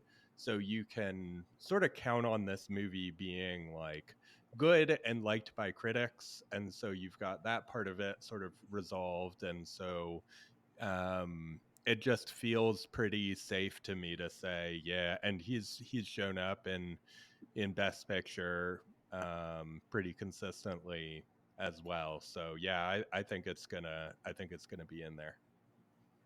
This is maybe, I would say they're tied. This is the other movie that I'm most looking forward to this year. I'm a huge Paul Thomas Anderson head. I love, pretty much everything that he's made. I think the question with this one is it seems like this is going to be one of his weirder movies and maybe not as like conventional or straightforward as something like There Will Be Blood or even Phantom Thread, which I say conventional, but like, on its surface level, it's a conventional movie, even though, cinephiles will tell you otherwise. um, so I think that this movie, you have Leo, you have Paul Thomas Anderson, who we know to be great, but will it be too weird for critics and Academy voters to still appreciate its greatness? I think yes, just because Paul Thomas Anderson is like that gifted as a director, and there aren't a ton of other big name directors who are making things this year. Another name that I would throw out, because she was great in, I think it's called 1001 Years. Tiana Taylor Yeah. in Oh supporting yeah. actress. She's really cool, and she seems like someone who, when she gets with the right director, can have like a brilliant performance. And Paul Thomas Anderson knows how to pull amazing performances out of unsuspecting people. I That would be like my biggest hot take from this, is to look out for her for best supporting actress, because it kind of seems like all of the ingredients are there. Yeah, absolutely, and I it's one of like those that take. things when we come into these projects and, like, if you saw my, if you saw my way too early picks, I actually like, last year I just did Best Picture. This year, I did actually do all of the major categories just to fill them in, but it's so crazy when you're trying to do, like, actor, supporting actress, when a lot of the times you don't even know if they're gonna be Hmm. supporting or lead or where they're gonna quite fall on some of these, like, but yeah, definitely Teyana Taylor could come through. I threw in Regina Hall. It could just as easily be Teyana Taylor, and I could lose that spot. I mean, it could be all four of them, right? It could be Leo, Sean Penn, Regina Yeah, Hall, and I Tiana think it has to Taylor, be, like, because like, a top 3 Best Picture, nominee to get all those acting. I feel like it feels that way anyway, just to have that many Yeah. acting slots. It's gotta be, mhm. like, really kind of beloved, which is, like, I think it could be. I'm just fearful that it's going to be like a little too weird for folks, but yeah, It and it's could be a apparently a little more. little it seems maybe a little more comedic based on some of the stuff that I've seen, so it could be a little bit more like Inherent Vice, which is a little dicey with the Academy, And a little but more action oriented apparently. yeah, So, like, but it could pick up some maybe some, like, text based on if it's a little bit bigger action wise and things. could be. But, yeah, it's just one of those things about how it's gonna play, but it's a pretty good safe pick for best picture nominee list for now. Yeah. Um, so we're now to my music biopic slot. And for so long, there's probably like 60 versions of my way too early predictions where I just keep on swapping stuff out. But for a long time I had Michael and I had Coleman Domingo in supporting actor and I had Jafar Jackson in best actor for portraying Michael Jackson. Michael is no longer on my 10 list right now. But I have Deliver Me from Nowhere, about Bruce Springsteen from director Scott Cooper. I haven't seen Crazy Heart, which is like something I have been wanting to watch because I love Jeff Bridges, but I just never got around to it. Deliver Me from Nowhere looks good. Jeremy Allen White is, any other year a Bruce Springsteen biopic might be like yeah, that's probably going to get an Oscar nomination if it wasn't going up against the king of pop. but Mhm. but Jeremy Allen White's got a lot of heat from The Bear. Maybe he pulls off a great performance as Bruce Springsteen and kind of lifts this one into the Best Picture 10. Obviously, Scott Cooper's done. It's not a music biopic, Crazy Heart, but it's maybe he's got the juice to bring it with Bruce Springsteen. But I would not blame anybody for not having this on their list. And we're going to talk about Michael while we're at it. So go ahead and tell me if you have either one of those on your list and what you want to talk about. Oh, I've got both of these movies on my 10. I think the Academy will nominate 2 music biopics if it's these 2. I think you made the case for Deliver Me from Nowhere, I think, pretty well. Jeremy Allen White, I think, is gonna get probably a Best Actor nomination going the Succession route of, like, is in a TV show everybody saw and liked, and now is in, a movie that the Oscars want to reward. And do we want to talk about Michael yet, or do we want to hold off? Well, let's just, I guess we can check and see what Raph's got. Do you Yeah, what have do you either got? or both of these movies, Raph? I've got neither.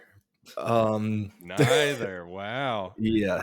these weren't on my radar until I read Jacob's pole position article, and when I saw that the Michael Jackson biopic was coming out this year, I wanted to punch holes into my wall because that sounds awful. It We will don't be need awful. The movie is going to be terrible. It's gonna make a gajillion dollars at the box office, and then it's gonna get an Oscar nomination, and everyone's gonna complain and hate it. And it's just, yeah, it's an unstoppable force this year.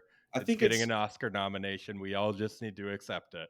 I think it's worth an asterisk though, because there is a small chance that it doesn't come out this year now, just because Oh, interesting. of the third act reshoots. Are y'all both aware of the third act reshoots or I Wrath? heard about this. some Yeah. some of it with like they're not allowed to talk about some of the allegations or whatever, which just like what's the movie that we're making? Is it just like Thriller is awesome the movie? Because like we don't need that. Right. Nobody needs that. We all know Thriller is awesome. Just throw on Thriller and listen to it. It's an amazing album. Great. No Supposedly, movie needed. We saved 2 hours. I saw a rumor that there's like 30 songs in this movie.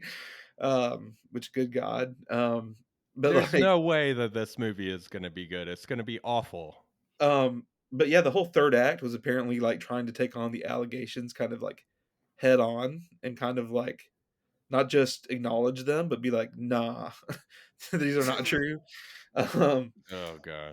and it's, the estate is involved, which is always a great sign. But I mean, the Coleman Domingo is great, and so and of course everybody, no matter what you believe about Michael Jackson, everybody's going to have the empathy for the part where Michael Jackson has to deal with his abusive father. Yeah. So I mean, Coleman Domingo is probably going to smash that role whenever it happens, and then just Jafar Jackson, if he looks and sounds like Michael, it doesn't really matter that much about the rest of the acting. Like I could totally see them just being like, and at one point I read like people were like Jafar is just like it's like Michael's back on stage, and that's just gonna star. I mean, that'll just blind people Yeah. if they see that. They'll just be like, yes, that's great. He looks just it sounds like Michael, but other than that, I mean, it's gonna be a mess.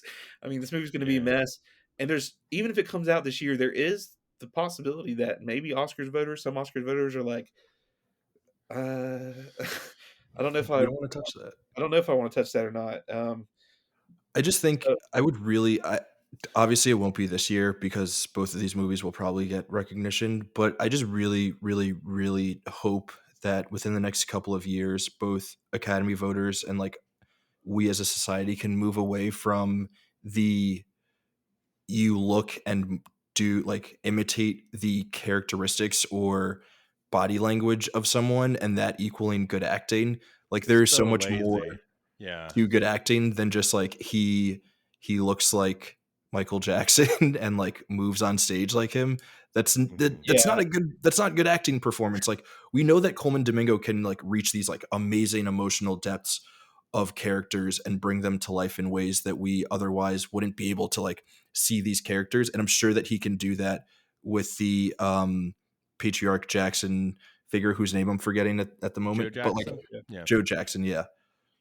But Yeah, we could he also just do like a fictional retelling of a story about like an abusive father who drives his son to pop stardom without rehashing stuff that like we don't need to rehash in order to listen to Billie Jean again. You can just listen to Billie Jean.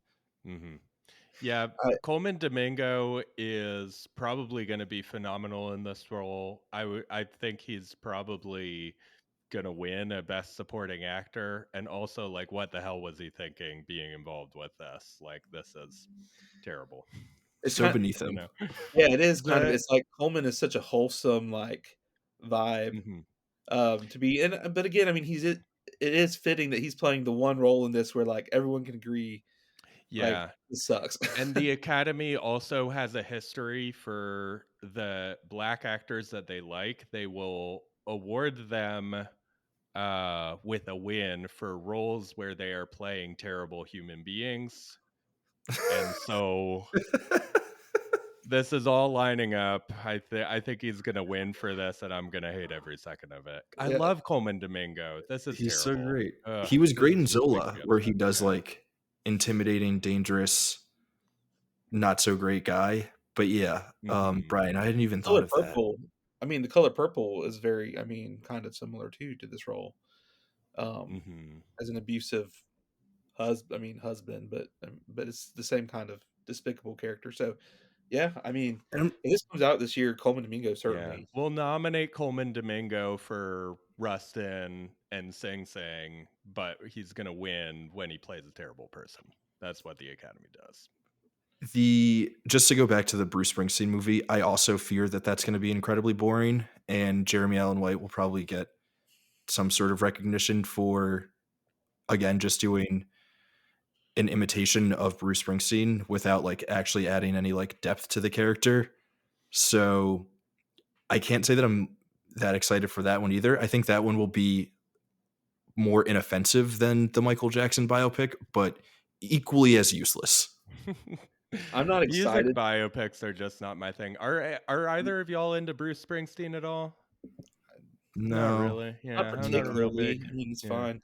And I doesn't think we're all in agreement that we're not into music biopics, and so, no. like but, and this is maybe still getting into my own head again, but, like, it burned me last year for just being like, "Is Complete Unknown really gonna" Yeah, it is. So I'm just like, I'm gonna put a music biopic in this 10. Um, Until the Academy proves you wrong, yeah, because yeah, I that's mean, what you got Elvis, to I do. didn't think Elvis was that great of a movie. I think Jacob Elordi's Elvis was a lot better. I know everyone loves Austin, like, a lot of people love Austin Butler in that Elvis. I didn't quite finish it, but, like, it didn't really do that much for me. But Yeah. anyway, Hanks I, was great. so, like, I just we're on music biopics. It is what it is. The Academy likes them. Um, so my next 2 picks, I would be surprised if y'all have either one of these. So, we're gonna keep this kinda short and sweet, but, they're the Wilder swings because I mean, at the bottom of the 10, why go with the safest options everyone's picking? I mean, just let's just go wild with it. This isn't too far out there though. It's called Rental Family. It's Mm, a Searchlight picture. Um, there's a couple Searchlight options to go from. Obviously, just because Searchlight is pretty good at campaigning doesn't mean they will have a movie. They got close this past year with A Real Pain, but we're just short. Um, but I figured why not? And it's got Brendan Fraser as a struggling actor who goes to Tokyo and serves as like a rental family member. Like people rent him to be part of their family. And it's directed by someone who directed a few episodes of Beef, which mm, Beef is good. I don't know, they're not like the showrunner or anything. But it's really not so much anything else. There was a test screening supposedly that people were pretty receptive to it. I thought Brendan Fraser was like really not good in Killers of the Flower Moon. Okay? Like I did not think that performance from him was good or fitting in that movie. He was really, really good in The Whale. And this to me feels like Brendan Fraser's sweet spot of being this tender connection. Like you could really I could see a version of this movie where it is comedic, but it's definitely supposed to be like kind of heartwarming or heartbreaking. I can feel like he could pull this tenderness out in this movie and it's not an international film, I don't think. It's set in Tokyo, but mm. it has like an international setting. I'm sure there's some international movie that will come out. In fact, I actually do Yeah. have one international movie on this list, so it's all good. Um, but did either of y'all have Rental Family? Did y'all even I've know about Rental never heard Family? of this. Yeah, sounds interesting though. On Brendan Fraser and Killers of the Flower Moon, uh, I get why you didn't like it. I love the moment though, just because I think it's so funny. You've got like 2.5 hours at that point of like psychological slow burn tension, and then you just burst into a courtroom, and Brendan Fraser and John Lithgow, who you haven't seen yet in the movie, are just like yelling at the top of their lungs at each other in argument. It's so wonderful. I Amazing. get why you don't like the performance though. It's very over the top, but great moment. the over the top nature of it feels necessary for that particular moment. Yeah. And I'm just going to say it again since we brought it up. That was the best movie of that year. Probably the best movie of the last 10 to 15 years. Amazing movie. But I have Yeah, not heard of this. What is it? Runaway Family? Rental Family? Rental Family. Rental Family. It sounds really interesting. I could see that. That seems like it could be in like the like Real Pain kind of vein, where it's like Yeah. really a cusp movie, and it sort of depends on like how the campaign goes and like sort of what else it's up against. Maybe when it comes out, because we know that that's a huge factor in terms of all of this voting stuff. So that's Yeah, definitely a movie to keep an eye out for for. sure. And most of these movies do have pretty good release dates that we've talked about. While we're on this, just because it was Searchlight, and I'm not going to talk about most of these movies anywhere else. Really, we don't have any reason. There is also a Bradley Cooper film. Is This Thing On? I'm not really sure exactly what it's about, but it seems to be apparently more comedic. That one's been talked about a little bit. Obviously, Bradley Cooper tried really hard with Maestro, um, as people talked about. I'm really interested in this other Searchlight film that could be just nothing, but I had it at one point in my tens. I did want to bring it up. It's called In the Blink of an Eye, and apparently it was a script that finished in like the top 10 on the blacklist a few years ago, and it has like three different. It's got like a caveman family, like a modern day family, and like a future of someone far in the future, and it supposedly kind of pulls from like 2001: A Space Odyssey and Interstellar is talked about. I also saw some things that say maybe the individual stories don't have the best engines, like they're not the most interesting. But it's being directed by Andrew Stanton, who directed Wally and Finding Nemo and helped write Toy Story. Obviously, the dude has it in him to do great things. He also Yeah. directed John Carter, the only live action, which wasn't as big of a success. But I'm really interested to see if that could Yeah. be something big. But for now, it doesn't seem to be anything. I am going to hold one Searchlight picture back just because it is on one of my lower lists, so we'll just talk about it real briefly. But Cool. so okay, last on my list of 10. And the biggest danger I think on this pick is that it's probably not going to come out this year. But I have hopes. I hope maybe they fast track it because I think it needs to come out this year. It's called The Wizard of the Kremlin. Hmm. And if you've read my thing, you read a little bit about it. So this is about the rise of Putin, but specifically like um, a young Russian filmmaker who kind of is pulled in as kind of like, I think he's the titular, like Putin. You would think Putin's the Wizard of the Kremlin, but I think this character whose name escapes. I think his name is Baranov, who's fictional but based on a very real person. Um, is the Wizard of the Kremlin, which is obviously like a Wizard of Oz reference. So it kind of dovetails really well with Wicked. And obviously, there's some things happening on the world stage right now that would make this extremely timely, not just because of what's going on with Russia and Ukraine, but parallels to what might have been happening in the rise of Putin, to what might be happening in the U.S. if you if you vibe that way. But it's Jude Law playing Vladimir Putin, and this is Paul Dano as the Russian filmmaker Baranov. That's like the protagonist of this story, and Alicia Vikander's also in it, and weirdly Zach Galifianakis. I don't know what his role is going to be, but it's based on an international hit novel of the same name. It's being directed by Olivier Assayas, who I'm Yeah. not really familiar with his work necessarily, but it's got. I mean, I've his seen work like hasn't really seemingly hit in America yet, but I've this one seen has. 4 or 5 of them.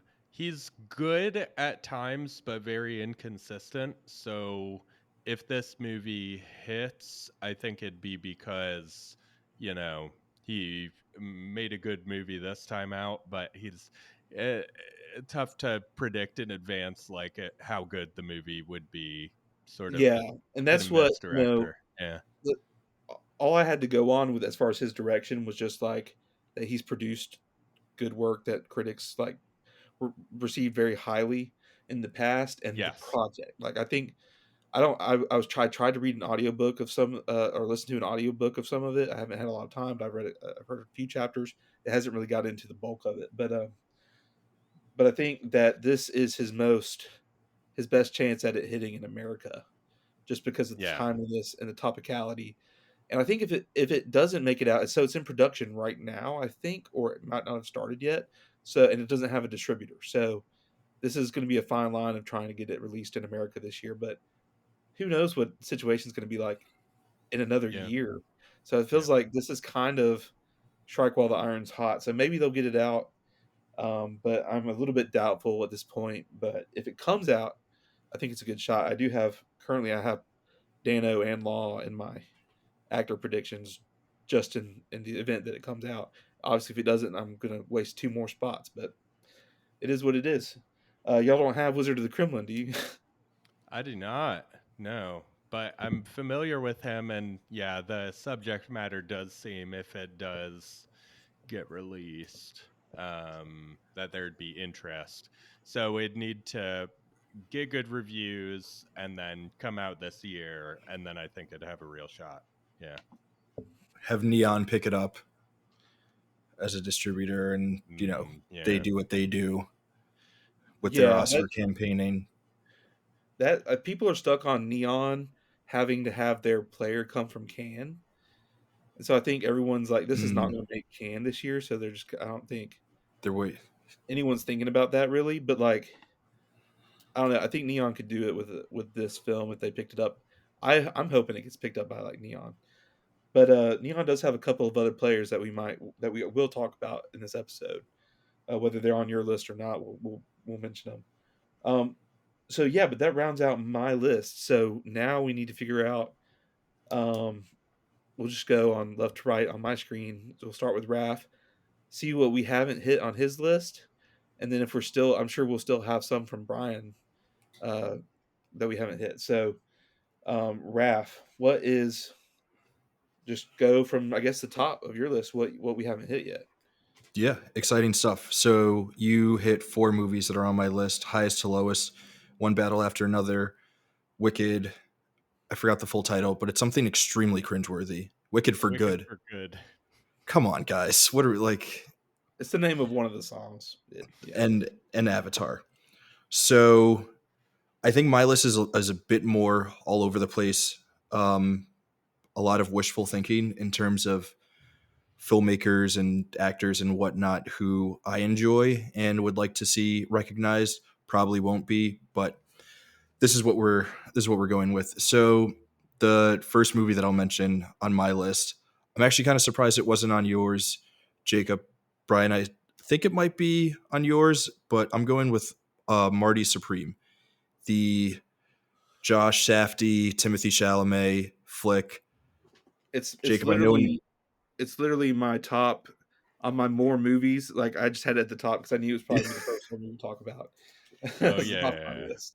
I love the Safdie brothers. I thought Uncut Gems was one of the best movies of that year in a year that was extremely loaded. It So was stacked. Yeah. yeah, I get why it wasn't nominated.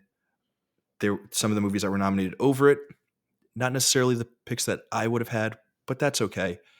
I'm taking this one over the other Safdie movie because I have been of the belief the last couple of years that Benny has been too interested in becoming a front of camera star, which led me to believe that Josh was always the one behind the camera who had the real juice.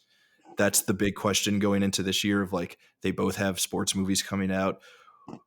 Will it be revealed which one of them was like holding the other one back, sort of like we had a few years ago with both of the Coen brothers having their own separate projects, and you realize like, Mm-hmm. oh, okay, that's what this one's bringing to the table. Yeah. That's what this Joel one's was bringing to the holding Ethan back, right? yeah. That's the takeaway, right? Yeah, you're like, you watch Driveway Dolls and you're like, oh, like wait, Joel is Ethan directed Driveway Dolls. Yeah, Ethan directed Yeah, Driveway so you're Dolls. like, Joel I like needs Ethan Driveway to Dolls, I but do too. I just had to make that joke. Yeah, so you're like, oh, Ethan is the funny one. He's bringing in like he's Goofy. making Fargo hilarious, and Yeah. they need the two of each other for that. So I do think that will be really interesting. Obviously, Chalamet is becoming an Oscar darling. Bryan, I don't know if the other Safdie brother movie is on your list, but It is Did you just not. This one is. I've got Marty Supreme on my list. I feel the same way. I don't particularly like Benny Safdie's acting, and so I'm taking that as an indication that he's also probably the less talented director. I don't know why, but he just sort of annoys me. So I'm like, I don't think your movie is going to be good. I think your brother's movie is going to be good. Yeah, I And feel it's the same just way. more Although he was great interesting to in me. Licorice I'm not Pizza. really into like it's I think an MMA movie. I'm not really into like wrestling or boxing movies all that much. Ping pong movie much more my style. I think it's going to be fun. Absolutely.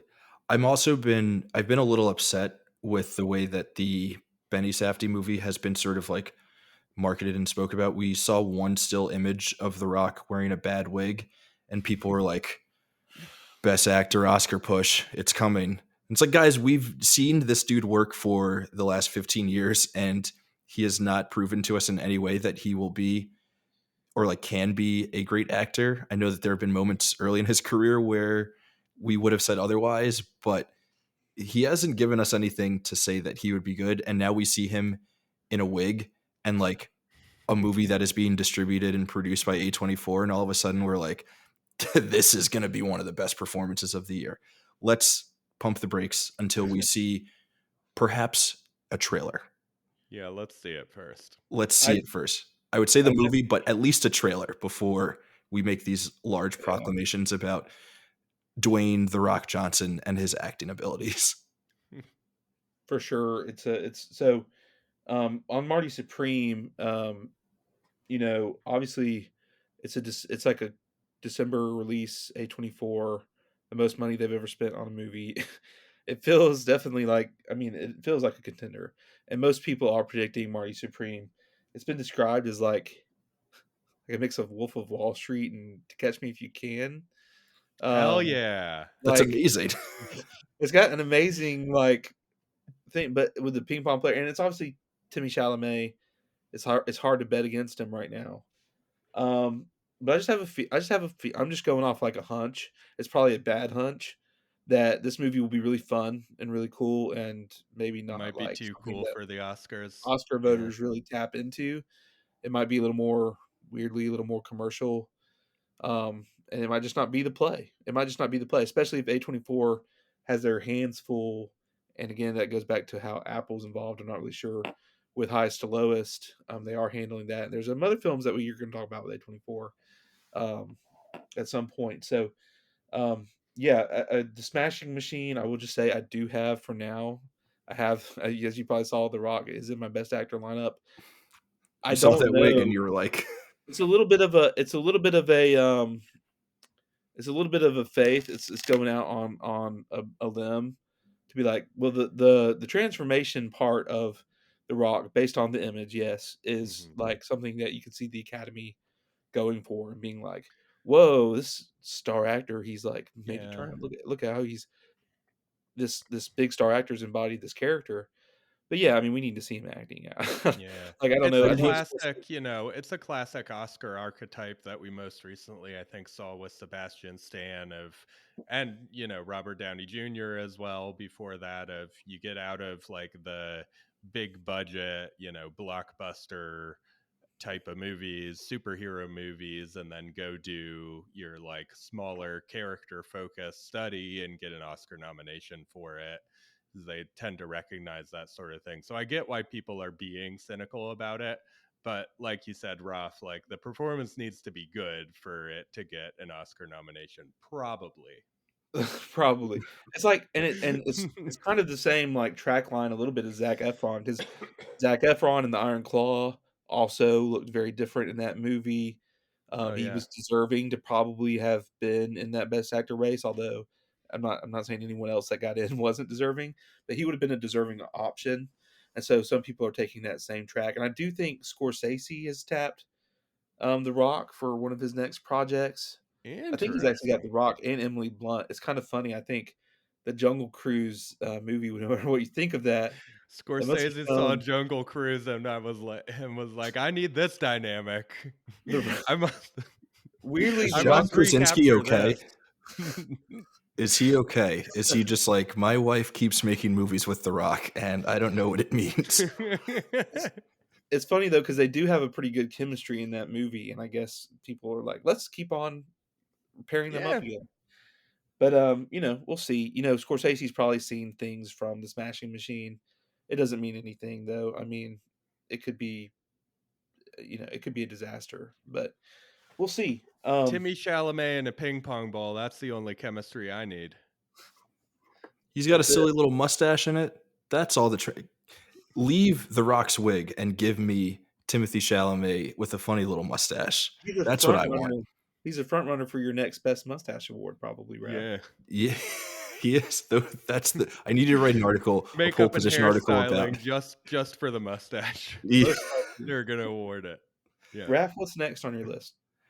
Okay, so the next movie on my list, I don't think that this is actually going to make the cut, but more wishful thinking because one of my friends who has been on the canon, Maura, she worked on this movie Alto Nights, which stars Robert De Niro across from Robert De Niro as two legendary mob bosses, directed by Barry Levinson, who I think won an Oscar for Rain Man. So there's like some of that there. I think people who are listening to this might be more familiar with his son and all of the awful work that he has done. But Barry has like proven to be a pretty good filmmaker, has a history with the Oscars. Obviously, Robert De Niro has kind of been like turning it back on the last couple of years.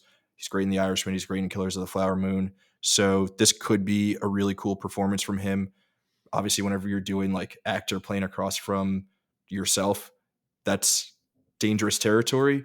But it could be something kind of cool. Mob movie written by the dude who wrote the book that Goodfellas is based on. So there's some like interesting players around this one, but I mostly just wanted to give a shout to my friend who worked on this movie. I doubt it's on Bryan on your list, and Jake, we Not know on my it's on your list. list. No, and I don't know too much about it. I've seen I saw that it was Robert De Niro across from Robert De Niro.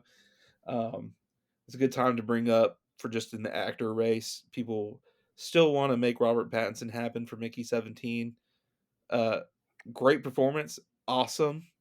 It's not going anywhere No chance in hell of getting any in terms of Oscar love. Oscars. Yeah. It He'll would be funnier probably if he got nominated for Best Supporting Actor and not Best Lead. well, he could in the Sawies. I call them the Sawies. I don't know if Duke likes that or not, but I'm calling our awards the Sawies because it rolls off the tongue better than Saw Awards. But but who knows? Robert Pattinson could be nominated for Best Actor for Mickey 17 and Best Supporting Actor for Mickey 18, and win both of them.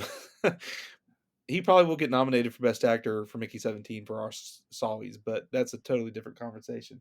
Hmm. Um, but yeah, I mean, Brian, have you seen anything about Alto Nights? Is that on your radar for Oscars? Not on my radar, but I'm interested. Yeah, looks interesting. And Barry Levinson does have, the history, and sometimes they like if a director they like, but who hasn't been around for a while comes back with, a good movie like Jane Campion did, then they'll recognize it. There, So yeah, there are a lot of could be. former Best Picture directors actually kind of in the hunt this year. Real quick, Raph, circling back, just as an aside, because you mentioned your friend on the podcast. There's another friend that you've had on the podcast that was involved in a movie that releases this year. Maybe it could be in the best animated feature race if you have any inside info. K-pop Demon Hunters is releasing on Netflix. Yes. A friend of the show, David Cohan, who worked on K-pop Demon Hunters or Demon Slayers, but that should be nominated for Best Animated Picture. I haven't seen it yet, but based on the name alone, you got to nominate it. Maybe a long shot, and it's not with Sony anymore, so I'm not sure how much he knows about it whenever to Netflix. But yeah, it Yeah, comes we out. shall see. So we'll see it. Yeah. If Fun. Alto Knights wins, that would mean that the canon has had 2 Oscar winners on the show, which is pretty rad. But yeah, we shall see. That seems like a movie where as long as it's like it could be like okay, and Oscar voters will just be like, yeah, we should throw this in. Like that one has like it has like much more room for error, I think, than some of the other things that are on this list. The next 2 that I have listed are movies that are premiering at Cannes this year. Cannes? I think it's I think it's Can. Cannes? Okay. I try to make it a Yeah. little bit more French. Cannes. Right. Mm. I Yeah. mean, I think it's Ooh, Can actually. it is at it premiered at Cannes. So these are two movies. I'm gonna butcher how they're pronounced. One of them is in French, but it's a. So I'm picking these two because obviously there has been a good track record of movies that win the Palme d'Or at Cannes and go on to either at least like get nominated for Best Picture, if not win. Obviously, Anora last year, Parasite a few years ago. It seems like the correlation is getting stronger and stronger. So one of the movies is an upcoming Richard Linklater film about the making of Jean-Luc Godard's Breathless called Nouvelle Yeah, Vague, which I think I butchered that pronunciation, but sounded good to me. this is like totally up the alley of the Oscars. If it performs well at Cannes, you have an established director who the Academy likes. You've got something that performed well at a festival. You've got a movie about movie history, like checks a Mhm. lot of the boxes. It's being made in like a 4:3 aspect ratio. We love it. Um, Brian, did you have this on your list? That's a good call. I didn't have it on my list. It's a movie I'm anticipating, but I didn't even have it on my long list. But yeah, I think, if people like it, and Linklater shows up at the Oscars every once in a while. Um so this could be just, he's making a lot of movies. It could be, it's sort of like Soderbergh, where, sometimes something will pop, sometimes it won't, but you make a strong case of, like, with the connection to cinema history, it could be something that pops a little more. And Just particularly, like, if it does win the Palme d'Or, then yeah, like you said, that whatever wins the Palme d'Or's got a pretty well locked to be nominated. like this could be this year's Mank. Yeah. Um, it seems very. I mean, it definitely Did seems Mank like. get nominated? Oh yeah. Oh yeah. Yeah. Um, it definitely seems like I think most people would look at this and say it's very. It definitely sounds really pretentious. And so maybe the Oscars will go for it. I'm interested to see if it'll perform well at Cannes. I'm sure it will. I don't know if it'll win the Palme d'Or, just based on what they've done in the past. But I mean, maybe it's great, and so maybe it does win, but it doesn't have to win the Palme d'Or at Cannes even to get in the nominations. I don't think. I mean, as long as it's good, it could ride that wave. What's your other one from Cannes, Raf? Yeah, so the other one, and I apologize for butchering this name because it's probably one that I should know, so it's going to be a little embarrassing. But this movie called The Disappearance of Joseph Mengele, who was also known as the Angel of Death at Auschwitz. He did like a ton of like terrible experiments on inmates there. It's based on a book that came out a couple of years ago that won a Pulitzer Prize. So again, this is something that like could be a player at the festival. If that were the case, is very likely to go on to become something that gets nominated. It's about a topic that, like, again, the Academy kind of likes. If we're doing Nazis are bad movies, we can all sort of agree that Nazis are bad. We should nominate movies that highlight that. It kind of just seems like the perfect mix. It's based on an acclaimed book. It has a lot of the elements, I think, of something that could be nominated that like might not be on our radars right now, but will like pick up steam, could pick up steam as the year goes along. Yeah, I've never heard of that, but yeah. I saw that Raf in my research, and I think that's a pretty good pick. I mean, yeah, like hate Nazis. Obviously, if anyone knows my line of work, I don't know if anyone really watching this knows my professional line of work, but I've tangled with some Nazis in my journalism. So, um, yeah, I'm excited to see if it does well, and if it does great, then yeah, it's totally could be filling that slot. So I think we've done 4 of your 6. Raf, you got 2 more. Yeah, I've got two more. So the next one is probably something that is like a total long shot, but I'm gonna throw it in slightly hopeful. Um, Edgar Wright and Glenn Powell are teaming up for The Running Man. This will most Oh likely yeah. not be nominated, but Glenn Powell is obviously a rising movie star. Edgar Wright has made some cool things, nothing that has quite reached the level of like Academy acclaim, but we're, remaking something that was beloved. We have a big star. If we want to use the Academy Awards to like highlight the big names, the big movie stars in Hollywood, Glenn Powell is like the perfect vessel for that. So it's Yeah. probably not even like within like realistically like a top 15 or even like 25, but who knows? Maybe it ends up being an absolute banger. I mean, it's fun to throw in long shots anyway. So, do Yeah. you think Running Man will be in, Brian? I don't have the Running Man in, but let's get Glenn Powell some Oscar nominations already. I think Goodness. it's Yeah. coming. Obviously, when he's in the right project, he clearly has the Yeah. appeal and could do it. Um, but he's also such a good leading man in like commercial fare. It's going to be a matter of when he gets that project or when something lines up that's both commercial and Oscar Yep. worthy. Because he has so much money he can make right Yeah. now, Yeah. riding that wave. So we'll see. And it's Um, probably not this because like this movie could perform well commercially, but we sort of know with Wicked and Avatar that those are going to be the movies that will represent the commercial successes of the year. So now that I'm saying it out loud, there's like really no room for Running Man within within these nominations. But it was something that I saw and I was like, screw it, I'll throw it in. Could you be. know, it's Baby funny. Driver did well.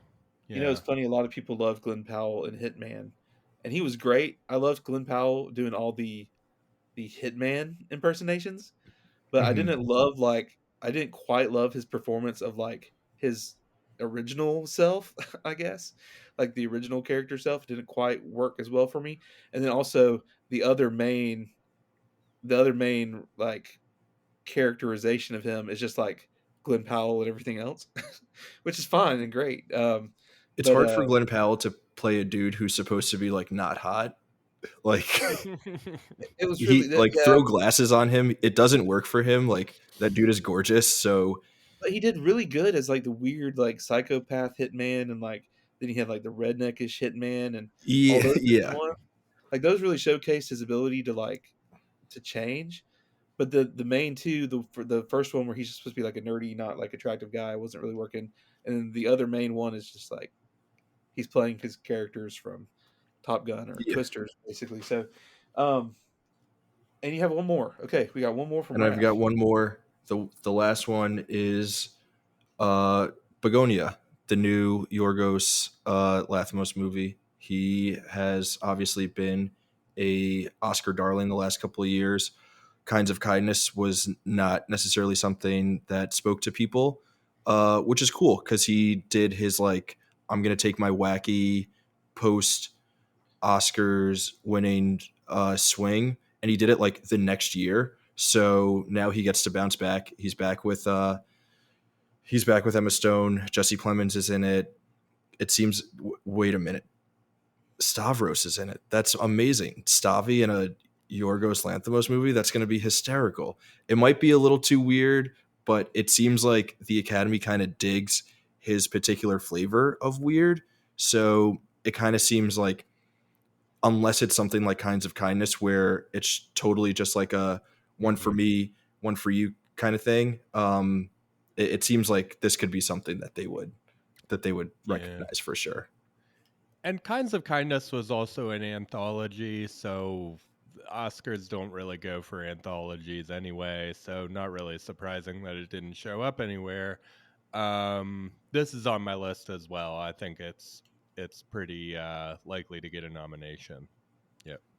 Yeah, I would agree that like regardless of weirdness, Kinds of Kindness was just cut off by the anthology aspect.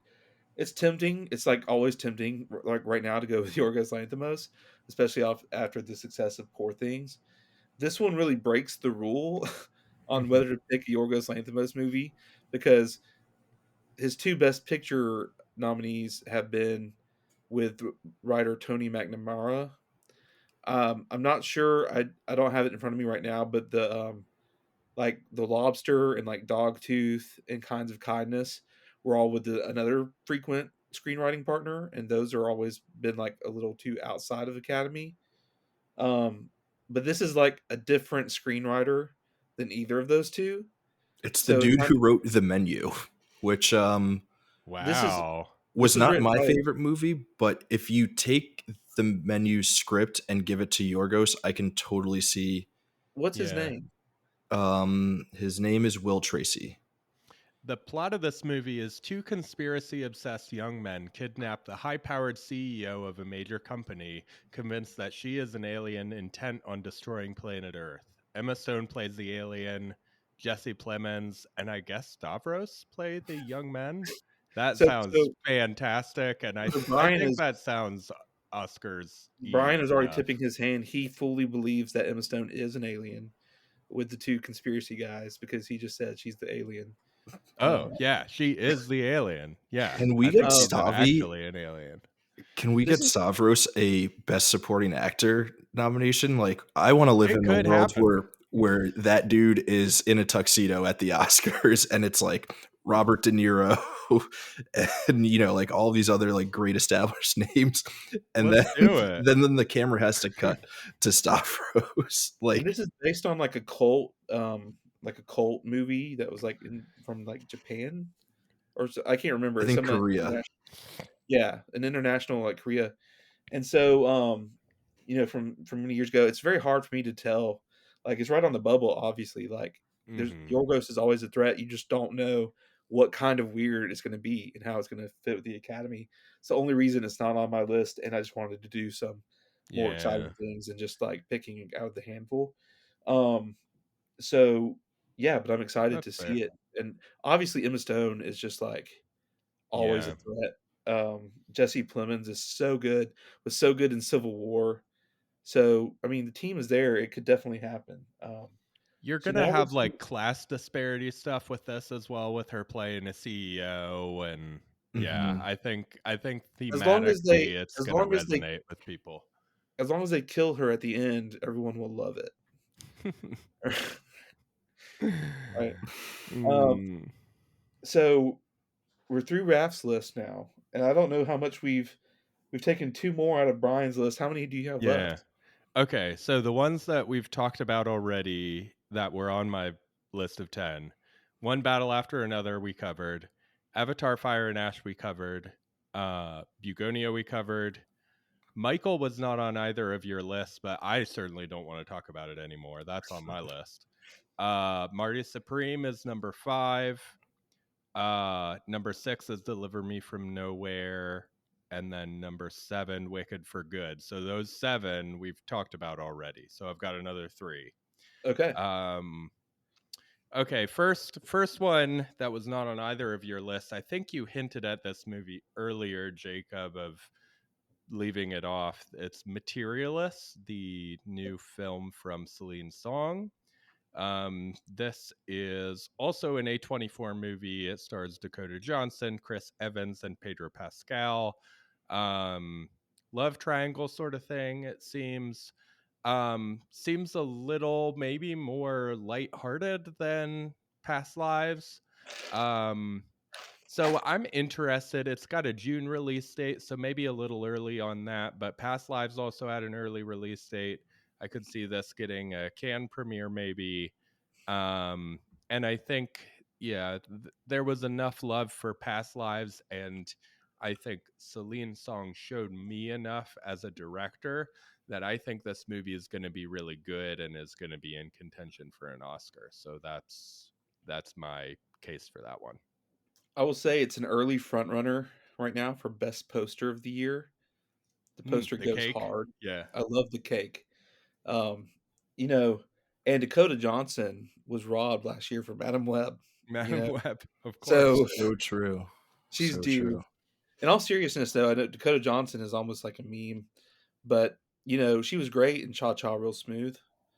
Um, and she brings good performances too. So it's interesting to see Chris Evans is a little bit further out, like love Captain America. Not sure what he's going to bring here. Yeah, Hopefully this is great. But the my feeling on this one is it's a little more commercial and a little less like Past Lives kind of level of like artistic vision, and so that's why I left her off for now.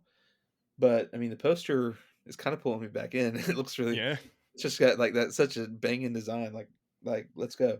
This And it's is one where A24. we really need we've got one movie from her, so we really need to see this to know Yeah. what its Oscar chances are gonna be. Yeah. And how many times will they write about love triangles? Yeah. Because As obviously her many husband times as it also takes. wrote the script for Challengers. So they have Mhm. some love triangle issues in their past for sure. Um, what else you have on your or Issues or Raph, what do you opportunities? think? I Raph, thought we were leaving the whole like polycule thing behind in 2024, but I guess with another love triangle story, we're not quite ready to let go. Back in. We're back in, baby. No, I think this could be really cool. The only thing I just like have not enjoyed Chris Evans in his post uh Avengers acting career. I just don't find him to have like much talent at all. So Mhm. maybe Selena's able to pull something really special out of him. But Brian, like you said, past lives, like she Mhm. really proved that she has a lot of juice. And that movie came out in like April. And because it was so good, had really great legs. So who's to say this could maybe do something similar? Yeah. Yeah, the cast is a little weird where maybe you don't have as much of a draw there. Um, but we'll see. So Um, Brian, yeah, you have one more female directed movie on your list, right? I do.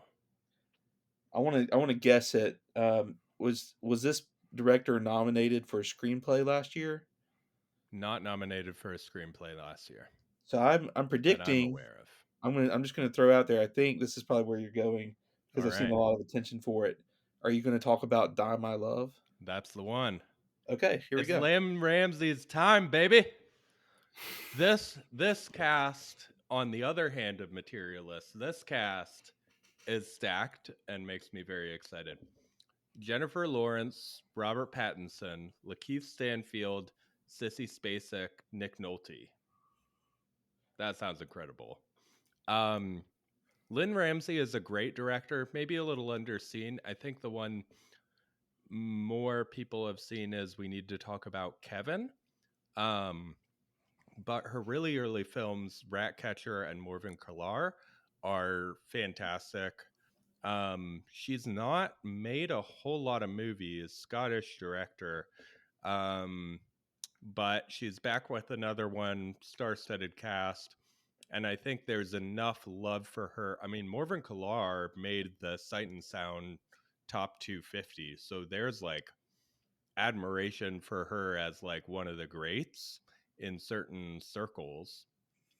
So I think this movie could be like a okay, we're gonna, the artistic side of the academy is gonna say, now's the time to recognize Lynn Ramsey. So I think this has got a chance at a really good chance at an Oscar nomination.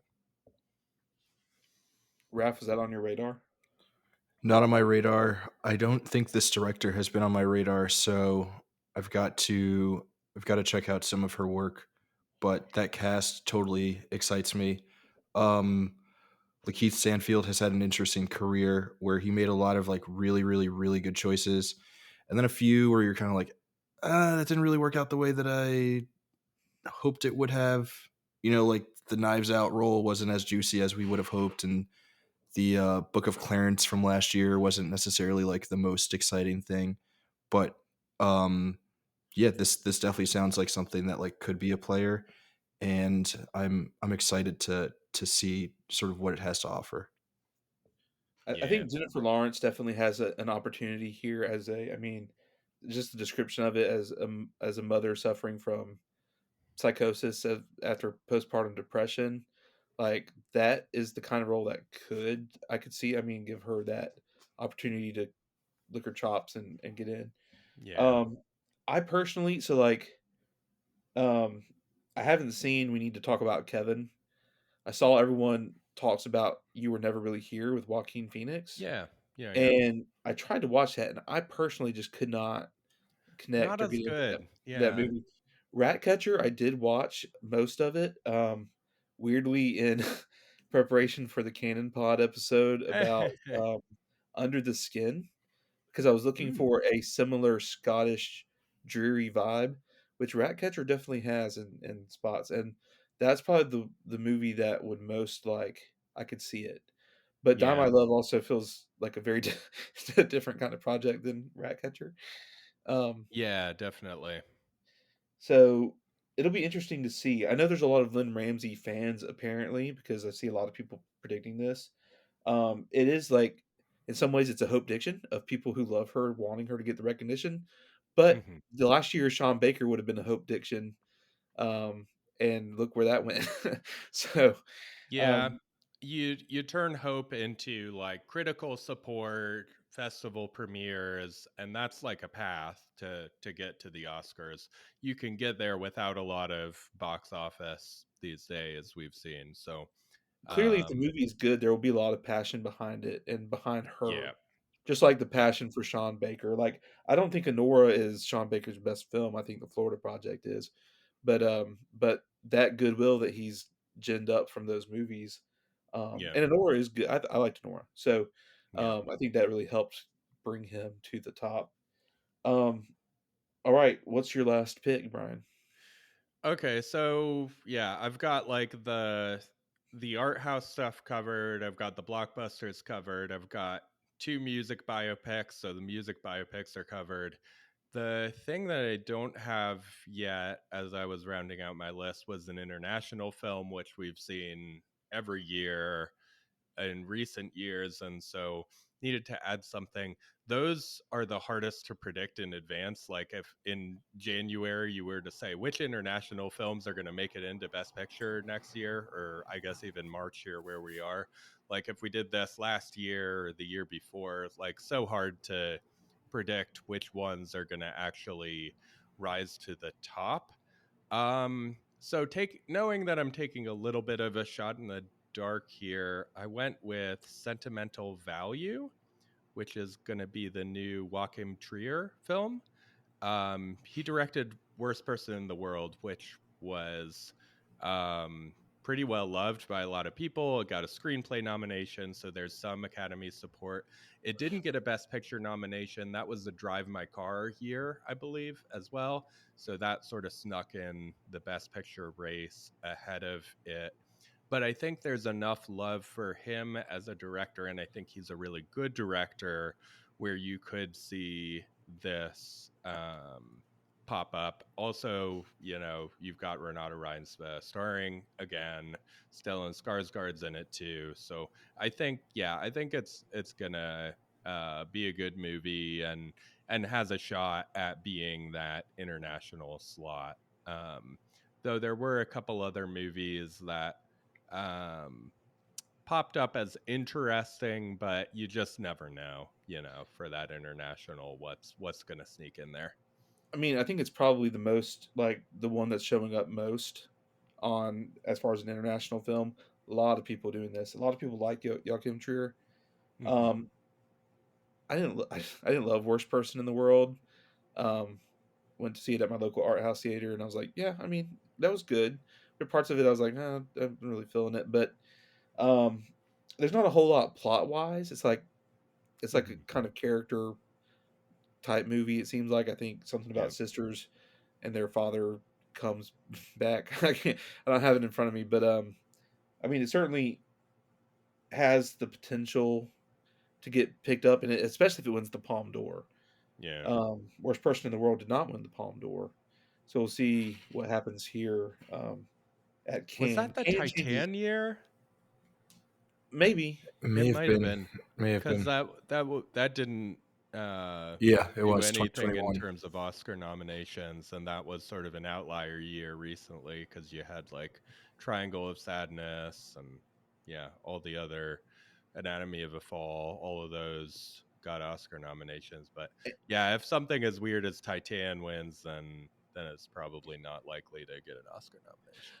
You know, I think it's funny, like, because Cannes is certainly growing in like importance when you're looking at the Oscar race, and until otherwise noticed, it's like it makes sense to pull from there.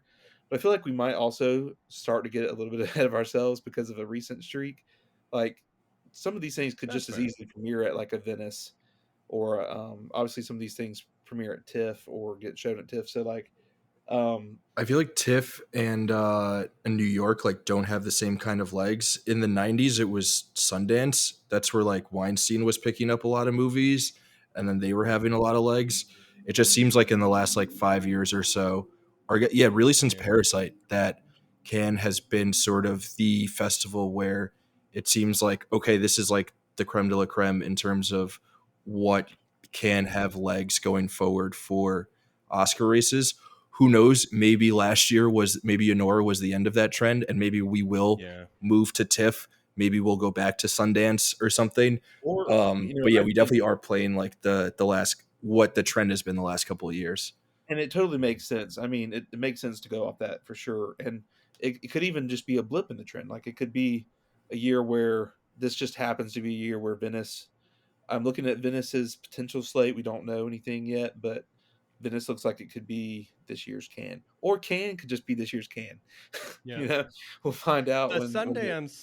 Sundance thing is interesting this year because we actually, have gotten, critics have seen those movies, and usually at least one Sundance movie does pop up in at least the race, if not the nominations. I don't know. Things seem sort of dispersed this year. There are movies that people liked, but I don't know that there's like one that's really popped. The ones that I wrote down that were sort of on my long list, but none of them ended up in my 10 were Train Dreams, which seems sort of like a Terrence Malick esque, very visual movie from some of the same people who made Sing Sing. And Netflix bought that one. Twinless is apparently really liked, and that feels more like a maybe acting nomination sort of thing. Together is like a body horror a la The Substance, which sounds really interesting. And so I could see a path for that maybe since The Substance did so well. Um, and then Sorry Baby people also really liked, but very up and coming director um sort of thing. So I don't know that any of those are like the one that's been chosen at this point, where I think last year you would have said, okay, A Real Pain seems to be like popping or the front runner of these Sundance Yeah, movies. yeah, Yeah.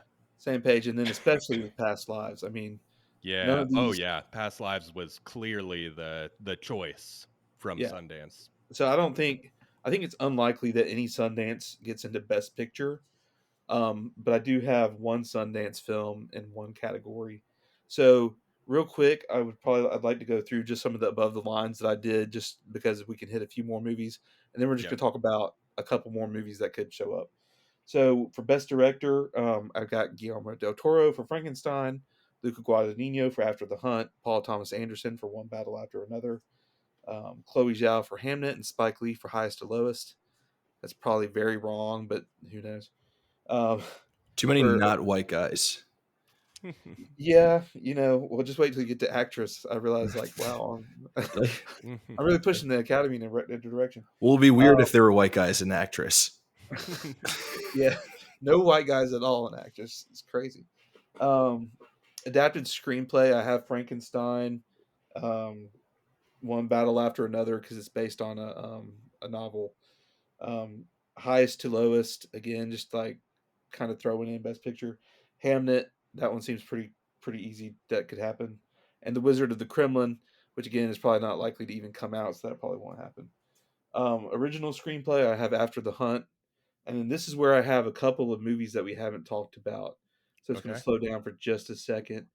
Um, so one that we didn't talk about that's kind of surprising that a lot of people are really looking at is Jay Kelly from Noah Yeah. Baumbach, starring George Clooney and Adam Sandler. There's a much bigger cast beyond that, but it's a coming of age story for adults, drama comedy. There's not a lot of plot details, which is one of the reasons Yeah. why I just kind of didn't go with it, just because I don't have enough. I feel like to go on to Yeah. really feel good about it. Yeah, Baumbach just isn't that much of an Oscars guy other than, yeah, the screenplay category.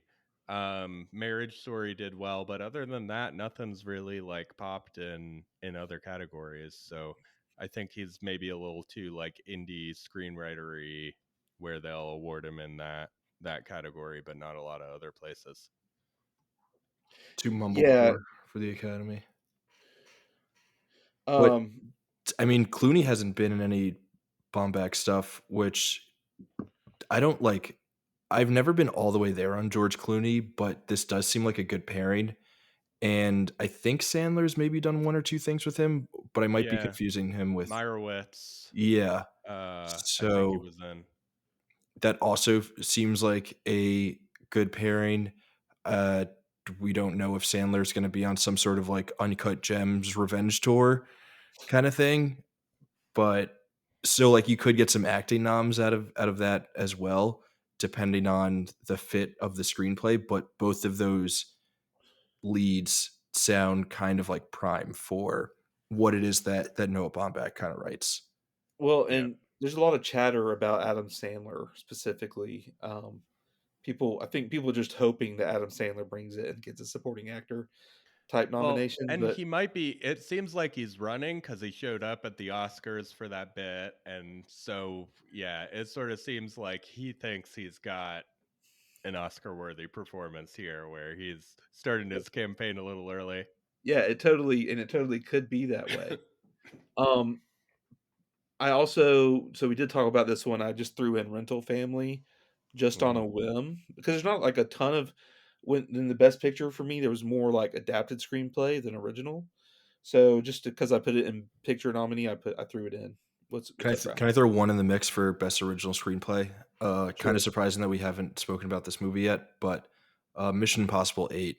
I feel like if it's going Oh, to get oh, anything, The it's going to get AI, it's gonna really be so insightful about how AI works that it's gonna yeah. blow people's minds, and Joe yeah. I Joe Biden's going to come back and he's going to be like, guys, I'm really scared again about AI. Thank you, Tom Simon Penn Cruise. is gonna disarm the AI with a series of contraptions and just human Yeah. knowledge, and it's gonna be triumph of the human spirit. I don't The know. power of friendship will defeat AI. It's amazing.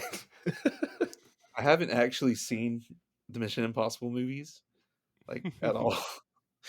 But I'm pretty excited for Mission Impossible 8, Dead Reckoning Part 2, The Final Reckoning. Yeah.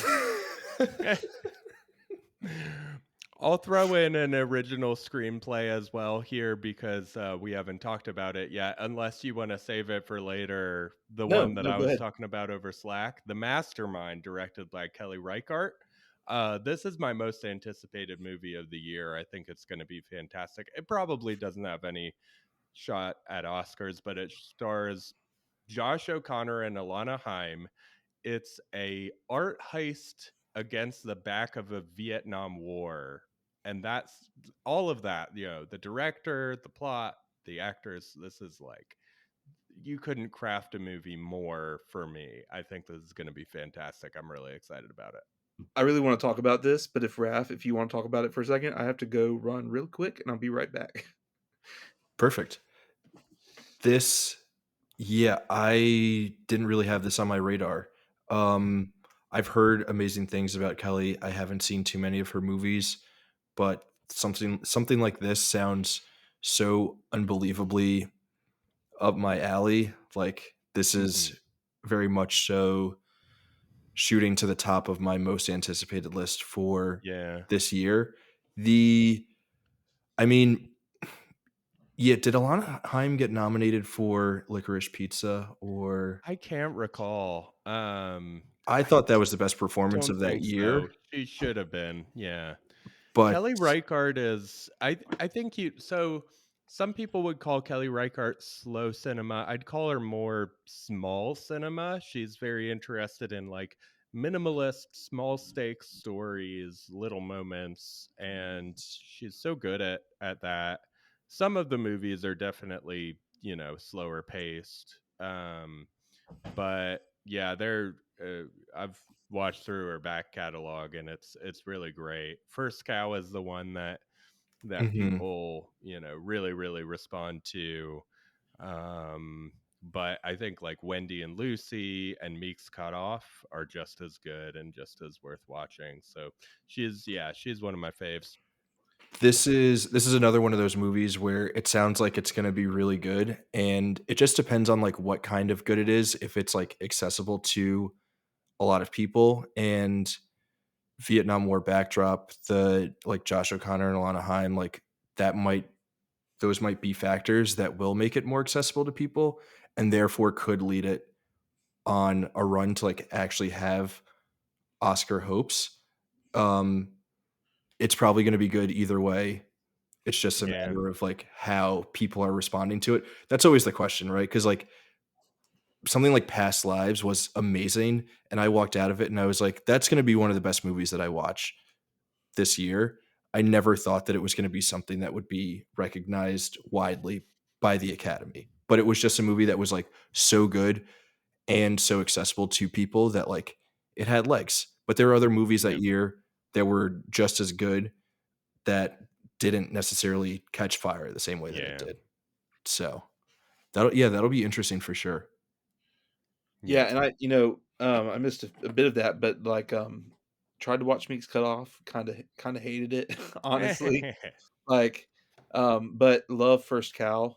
Mhm. And Kelly Reichardt is has such a clear artistic vision. Just the long shot in First Cow of the ship, that just kind of forces you into this frame of mind of like it just like sets your expectations for like, oh, we're not going to be speeding through, we're going to sit with things. Um, yeah, I mean, it's going to be pretty good, I'm sure. But it's as Raph was kind of saying, is it going to be on the Oscar wavelength because she doesn't kind of make movies Probably not. Yeah. that are typically Oscar wavelength, which is fine, which is great. I mean, it's all the better for it. But Yeah. um, it's kind of a long shot, but you never know. She's too Um, cool for the Oscars. She doesn't need to worry about that shit. um, I have Sorry Baby in original screenplay. Um, Yeah. Okay. that's from Sundance, and a lot of people said it's more of a screenplay player than a Best Picture player. Although I kind of feel like it might be the closest to Best Picture out of there. I know a lot of people said Train Dreams more the Best Picture player, but I just don't know. I have a feeling. But A24 picked up Sorry Baby, um, written, directed, and acted by Eva Victor. It had just kind of has a little more going for it, I think, and screenplay's supposed to be good. So my other screenplay nomination is a movie that I don't expect to come out this year at all. In fact, I think some recent news kind of confirms it's not coming out this year. But when I put the list together, I thought maybe there's a shot. Um, but if it did come out, it would be totally different. It would impact all the other races. That is Martin McDonagh's Wild Horse 9, Oh. um, which is logline is it's set on an island but not Ireland because he normally is set in Ireland. And of course, he had Banshees of Inisherin. If Martin McDonagh has a screenplay come out in a year, you should predict it to be original screenplay. Yeah. Yep. One of my favorite writer directors working. I love Three Billboards. It's one of my favorite Mm. movies. Banshees was great. In Bruges is great. And Not a three now it's got billboards guy. now it's He got Steve. he needs to stick to the British Isles. Don't don't write stories about the US, Martin. You are think good we at can all capturing. I love Three Billboards, Raph. We might have to We have to tackle duke that it one on out. the podcast. we can all agree on In Bruges. That movie rules. Yeah. Yeah. In When Bruges is he is great. tapping into Irish sensibilities, he is so unbelievably good. When he tries to understand American sensibilities at all, like Three Billboards, not good. I don't know what the deal is with Wild Horse 9. Okay, But I did well, see I'm that. gonna tell you a little bit, but real quick, I just wanna say the scene with Mildred Hayes and the chief in Three Billboards when they're going back and forth and then he spits up blood is, like, one of my favorite character scenes of, like, any movie ever. It's just such a great turn, from these 2 competing characters to, like that's just greatness for me to Yeah. me. So Um, yeah, I don't have to get into Three Billboards right now. Talk about the other movie. Wild Horse 9, we don't know anything about it except it's set on Easter Island. Hmm. But Steve Buscemi just cast to replace Mark Ruffalo. So production hasn't begun yet, and it's a Searchlight picture. Um, Sam Rockwell is back. Buscemi in a McDonough movie is great. That sounds wonderful. Yeah, and people are wondering like this is a role that was originally for Oscar Isaac and then Mark Ruffalo and now Steve Buscemi. So they're like wondering what kind of That's role weird. could Yeah. be played by those three men. Um, It's a but weird little guy. but Sam Rockwell is back with Martin McDonough and John Malkovich and Parker Posey. So those are Oh the yeah. cast for that. But yeah, if it's when it comes out, it will be an original screenplay nominee or contender at the very least. For best actor, real quick, I have Oscar Isaac for Dr. Frankenstein, Paul Dano for Baranov and the Wizard of the Kremlin, which will probably not come out. Brendan Fraser for Rental Family, Jeremy Allen White as Bruce Springsteen, um, and The Rock from Smashing Machine with Laugh from Wrath. Best actress, Julia Roberts for After the Hunt, I think is the front runner until otherwise noted. I have Cynthia Erivo. I think that her role is going to be expanded. Jesse Buckley for Hamnet, just because it makes sense for now. Um, I have Emma Mackey for Ella McKay, which is a movie coming out from James L. Brooks. Obviously, a Best Picture winner for Terms of Endearment, but it's been a while um, since he's done a bunch of good stuff. I don't have a lot of faith in this movie necessarily. I haven't seen James L. Brooks films, but the tone, like the premise is that it's a politician trying to balance her job and family life as she prepares to take over as governor of her state, which is an interesting premise. And I don't know if what the James L. Brooks tone will do for that, but it could be. And apparently, he's had a lot of success with actresses under his in his movies getting nominated. So it's just throwing that out there. And then I have Anne Hathaway for Mother Mary, a new film coming that I'm pretty excited about. A24, directed by David Lowery, who does pretty cool stuff when he's doing his own thing. Um, it's about the relationship between a pop icon and a fashion designer, who will be played by Michaela Cole. And I mean, I don't really know much. The costumes look like they're going to be great and probably up for awards this year. Um, I don't know. Have y'all heard that much about Ella McKay or Mother Mary? No, but that is a great pairing, David Lowery and Anne Hathaway. I really like Anne Hathaway, and haven't really loved the type of stuff that like she's doing stuff that's adjacent to what I'm interested in, but none of the projects she's picked have really called out to me. But this might be the one that I'm like, yeah, I'm really into that. So I feel like she's yeah, been playing it safe the last couple of years, so it would be maybe, really. This yeah. seems like something that could be a bit more of a challenge for her. Just working with someone like David Lowery, like he could sort of like push the limits of what it is that she's able to do, and we could get something really cool out of her, which would be awesome because Anne Hathaway is a queen. Hmm. So yeah, so that's what I've got.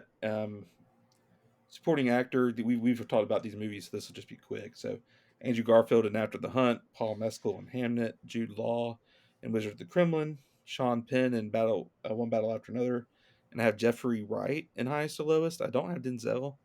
I Hmm. I don't know if Denzel's going to be supporting or lead or what, but I just kind of took a bit of a different Yeah. route and just went Jeffrey Wright because he's also great, and it could be unexpectedly the performance that gets nominated. But Probably Denzel will probably be lead. It should have been ASAP Rocky for Highest to Lowest, and you're of course forgetting Stavros for the Yorgos You can, movie. yeah. Yeah, yeah, well, you know, ASAP Rocky is a huge limb, but he probably will surprise. But I'm taking a little safer route, I guess. I Um, want a world where it's ASAP Rocky versus Stavros head to head for Best Supporting Actor. That is the world that I want to live in.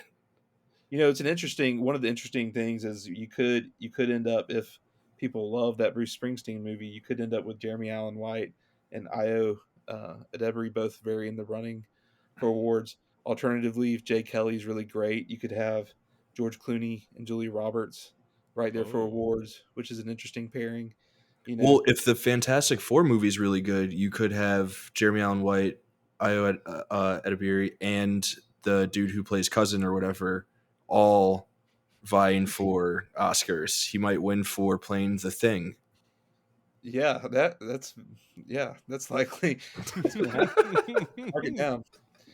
And supporting actress, I have Ayo Edebiri, Ariana Grande still, Mia Goth for Frankenstein, Regina Hall for One Battle After Another, and Michaela Cole for Mother Mary. Just Yeah. throwing out there that I'm I just think Mia putting. Goth's gonna get her first Oscar nomination.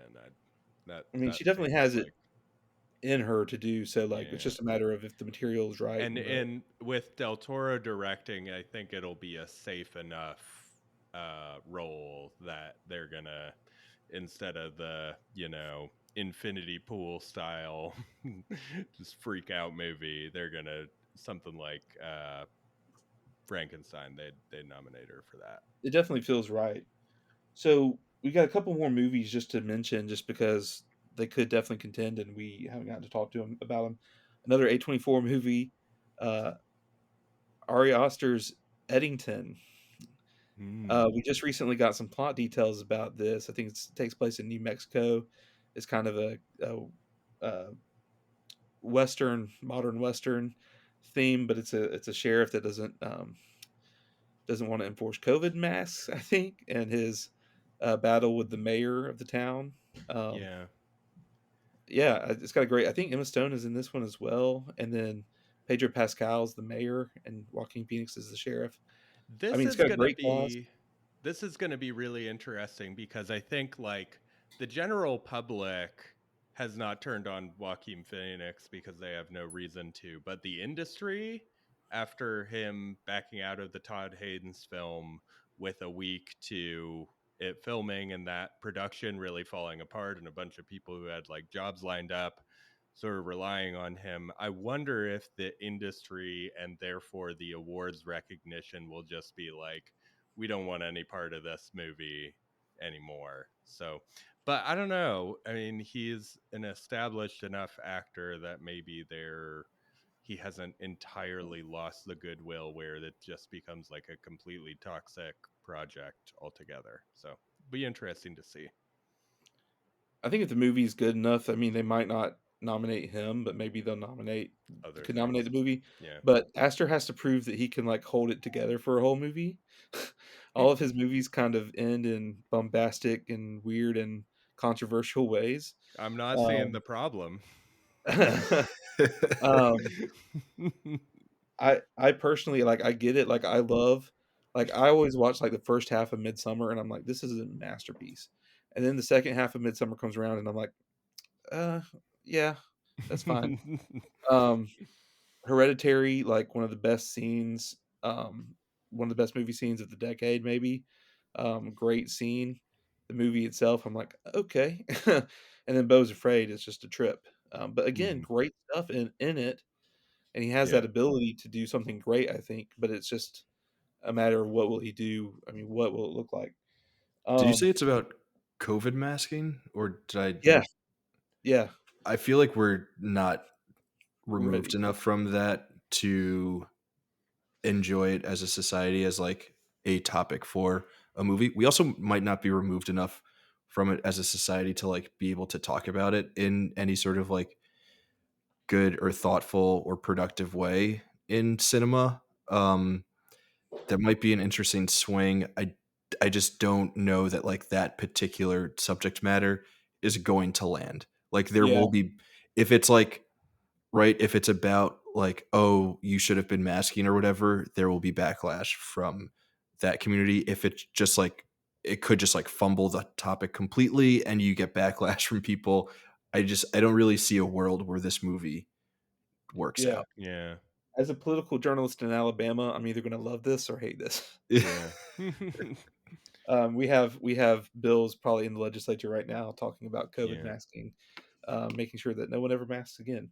Well, Um, moving on. I'm Go I'm ahead. worried about Ari Aster because this movie could also not do very well at the box office, like Beau is Afraid didn't, and then his career could sort of be in trouble. So I don't know. I don't know about this. Just with the Yeah. Walking Phoenix and the um, you know, it being about masking. Yeah, it seems like this could not go over very well. And then I hope he gets, I think he's a talented director who should get more shots at it. But yeah, career's He's not going trending in the so well wrong at the way. moment. Trending in the Pe- wrong way. Yeah. People liked Midsummer. I like Midsummer, but I don't Yeah. think I think after Hereditary, we were expecting one kind of career path, and it hasn't really been that. It's almost like him and Eggers are going in opposite directions. Like it seems like Eggers is just like he's catching momentum with his fourth movie in a really exciting way, and it seems like Ari Aster is just sort of like he's losing all of the goodwill that he had, and this movie could really put him into like director hell for years and or director prison for years and years and years. A24's got to be a little pissed because like they had Robert Eggers in house, and then he leaves and goes and does these cool things, and then um, Sean Baker, Sean Baker does a movie with Neon, and that wins Best Picture when he's Yeah. been like Florida Project with them and things. Um, Speaking of Neon, a lot of people have Life of Chuck in their 10. Life of Chuck premiered at the Toronto International Film Festival this past year, won the People's Choice Award, which for like the past 8 or 10 years or something like that, whoever wins the People's Choice Award is nominated for a Best Picture. So statistically, from that standpoint, it's like, okay, well, that should be in the 10. But I don't think most of those were delayed to the Yeah. next year. The runners up to that were Amelia Perez and Honora, so they both did get nominated. It comes out in like June, I think. And some people really liked it. Like obviously, People's Choice Hmm. Award means that a lot of people at TIFF really liked it, but it's also got like a 69 on Metacritic. So if it's coming out in May or June, I just don't. Yeah. It's Mike Flanagan directed based on a Stephen King adaptation that's not horror, starring Tom Hiddleston, Mark Hamill. Apparently, he's very good in the supporting role, but I just don't see it making it to Oscar season. I I just don't don't see it. I don't get the appeal of the movie and I don't really want to see it, so therefore I'm choosing not to think about it or predict it in any way. Same. Okay, easy. Um, Really quick, we should touch on the McConaissance.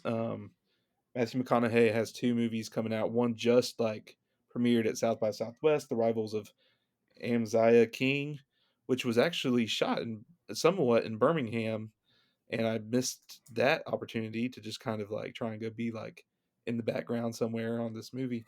It's got some really good reviews, but it's also gotten some middling reviews. All the reviews though talk about a Native American actress in this movie, Angelina Looking Glass. They all are very like very positive on her performance. Maybe that's a supporting actress nomination that comes out of the blue that survives. I don't really know. Obviously, the Academy has the Seychelle. Was it Seychelle Littlefeather or what? I don't know what her first name was. Littlefeather, that Marlon Brando incident Yeah. where they came out. So maybe they want to correct that and honor a Native American actress. I know they just did. They had Lily Gladstone, um, but another instance. I don't see that movie though being his play. I think The Lost Bus is McConaughey's play of a movie, especially because it's about a bus driver taking kids through a wildfire, which obviously could resonate with The LA LA. people. Yeah. So Yeah. like that has a strong chance at being recognized. Do any of y'all have any thoughts about any of those films? Yeah, I mean, Paul Greengrass directs The Lost Bus, so he's got, a history of the Bourne movies, Captain Phillips, um, was sort of on the outside looking in for news of the world, but seems to be in that mode of just like white dude, solid hand director. So I could see it. But the Academy is sort of moving away from nominating that type of movie, I'd say in general. But yeah, the wildfire thing could resonate. the unremarkable white dude movie. Just like Yeah. it's like always like it's kind of a B.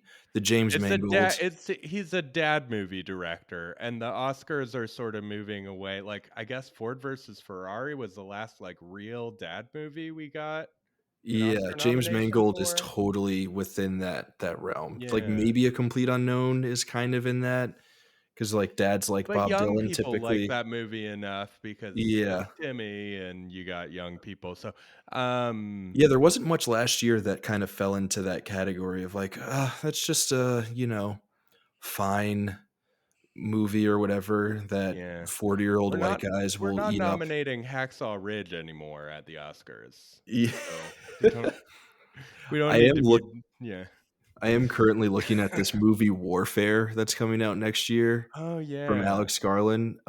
Maybe not totally for the 40-year-old dudes, but um I just gotta say, oof, this movie looks so lame. Um, and Alex Garland feels like someone in the same vein as Ari Aster, who like A24 is just like, I can't believe we're stuck with this guy as he is like on this downward trend. I hate it too because Ex Machina is one of my It's so favorite good, films. and then just yeah, And the Civil War, I don't like. I weirdly like most everyone has an extreme opinion about Civil War, and I'm kind of like in the middle. But yeah, Warfare is not it's not going anywhere in terms of um, mhm. yeah, especially in the Oscars conversation. In the Um, Obama years, Warfare would be a lock for Best Picture. If this movie had come out in 2012, Yeah, like yeah. American Sniper Prime, like this movie would have banged at the Oscars. so 12 years too late. we're getting very near the end of what I have to talk about, unless there's other things. But there is one coming out, and this is the one I was asking you about, Brian. I was alluding to this. Oh. Mona Fastvolt, who's Yeah, I heard about Brady, this. the wife of Brady Corbet, wrote The Brutalist with him, and he directed. Obviously, they both wrote this new movie that's coming out. Ann Lee, she's directing this time. So a lot of people are gaining steam on this. It's about the founder of I would say almost like a cult like religious sect in America in the early 1700s called the Shakers. They were known for shaking a lot. Like they're like Quakers, but they chant and shake a lot. They didn't get along with the rival sect, the Movers. Apparently not, because apparently some folks beat her up and beat her and her husband up and killed them or something. Um, anyway, they this is also a musical. So I don't know, that's always a big swing. A musical can either mean like when it's in terms of like Wicked or West Side Story, that sounds like maybe Best Picture nominee. When it's something like a musical about a woman who they viewed as a messianic figure that founded this Shaker offshoot of Quakers, that feels like it could be like a little too wild. Like Hmm, last year, I predicted The End from Neon that we talked about, and like that was like kind of wild, and it just didn't go anywhere. I've also made a rule now with Tilda Swinton. Like I know she's won Best Supporting Actress for Michael Clayton, but that's her only nomination. And I feel like at this point, my rule about Tilda Swinton is if she's in the movie, I'm not going to predict the movie hmm. because Tilda Swinton has just got a weird air. I mean, she's a good actress, obviously, but her projects are just she's got a weird air to her, and so I just don't know what to do. I mean, I'm sure she'll get in again because she Hmm. is a great actress, but I was like, I'm just not going to predict it because it's probably going to be a weird project because that's what she likes. She likes to do weird Yeah, stuff. Um, that's a good so, but I point. don't know if Ann Lee was really on your radar, but that's one to It look was at. on my radar, yeah, because of the Brady Corbet connection and her writing that movie. I could see um, it being interesting, but we'll just need to see it, Yeah, and see if it gets good reviews. Because she also wrote several of Courbet's other movies that haven't been as well liked. Well, really just Childhood of the Leader. I guess she didn't write Vox Lux, now that I'm looking at things, which the writing on that is pretty wild. But yeah, so interested to Yeah. see it. I'd be interested in checking it out for sure and seeing what it's like. It sounds interesting. It sounds interesting for sure. There's not a chance in hell that a musical about 18th century religious fanatics starring Tilda Swinton will be a player at the Oscars. There's just no, honestly, I'm going to go back to the well of this joke, but it is more likely that Stavros gets nominated for Best Supporting Actor than this Tilda Swinton movie getting nominated for anything. I will say, sorry, I got on a weird track. Tilda Swinton is not in this movie, I don't think. Oh, Amanda Seyfried is the leader, is the lead role. okay, then we're back. We're back, baby. But I got onto Tilda Swinton because of the end. That's what happened. I was talking Yeah. about the end. And there was another Tilda Swinton If movie that like I The looked at and I was just like, I'm Craft not doing Tilda is Swinton this year. similar to The Um, Brutalist, I could see people what'd you say? responding Oh, to it in the same I think we way. lost And I'd Bryan. venture a guess we that lost like a Bryan. lot of the same Yeah. people, they He had a they strict sort 10 of work o'clock as a cutoff. pair, Oh, it there he is. seems. So Brady and Mona seem to like work as a pair, so they might bring in a lot of the same people in terms of the crew, and then you might see similar levels of craft that are going to get recognized. Same composer, Oscar-winning composer Daniel Bloomberg. That Yeah, score the guy that absolutely bangs. Yeah. the Brutalist score is amazing. Everyone says he looked like a vampire because he kind of did up there at the Oscars. It was interesting. He was clearly very nervous as first time I think in that position. But Yeah. I've got only one more on my list. But if y'all have any more that we need to talk about, we can. The last one on my list, I think people are maybe getting a little carried away with, and we have one of her movies in our canon, Raph, that you just talked about. And it's already gotten a mention once on this podcast, Titan. Was it Julia Ducournau? I don't know how you pronounce her last Duke name. out Yeah. now. But she's got a body horror. Well, I don't know if it's a body horror movie. Some people keep saying it's a body horror movie, but it's coming out this year. It could be at Cannes. It's called Alpha. It's about a girl who I think her parents are have AIDS. I can't remember the exact the plot line. That's not a very good like. I forgot the plot line. So yeah, a girl and her parents get AIDS. But there's like a coming of age element, and I don't know if there's a body horror element. But see, people seem to think there is, and people are kind of getting on the like, well, the substance just worked. So it's like, well, Yeah. substance had to climb such a steep hill to get where it got. It had to be It did. to such a level in order to get there. And I just don't know. I've watched some of Teton, and I don't like. I need to try again, maybe, but it was like it's not for everybody, and I don't know that Alpha will be different. Maybe it will be. Yeah. I'm I sure she's think a the great. I think the impact of the substance is more going to be more movies like that are going to get produced and funding, and I think that it's going to they're going to continue to find an audience more so than like them getting a lot of awards in the future. I think that was more of an outlier thing because there was so much admiration for that movie and it was like something so new and fresh.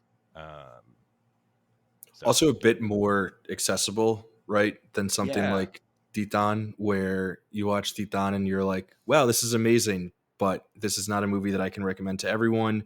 This is something that I have to brace people and tell them, like, this is really weird what you're going to watch. And unlike other things that you might be familiar with, where the substance you can be like, hey, this is kind of weird, but also extremely straightforward and like upfront in terms of what it's going to be about. So I feel like something like that is also, we have like a familiar face in Demi Moore, so that's more palatable yeah. and accessible for Oscar voters. So I don't know, a coming of age story might do Oscar voters like AIDS? I mean, Dallas Buyers Club. I mean, I think that it could, depending on what.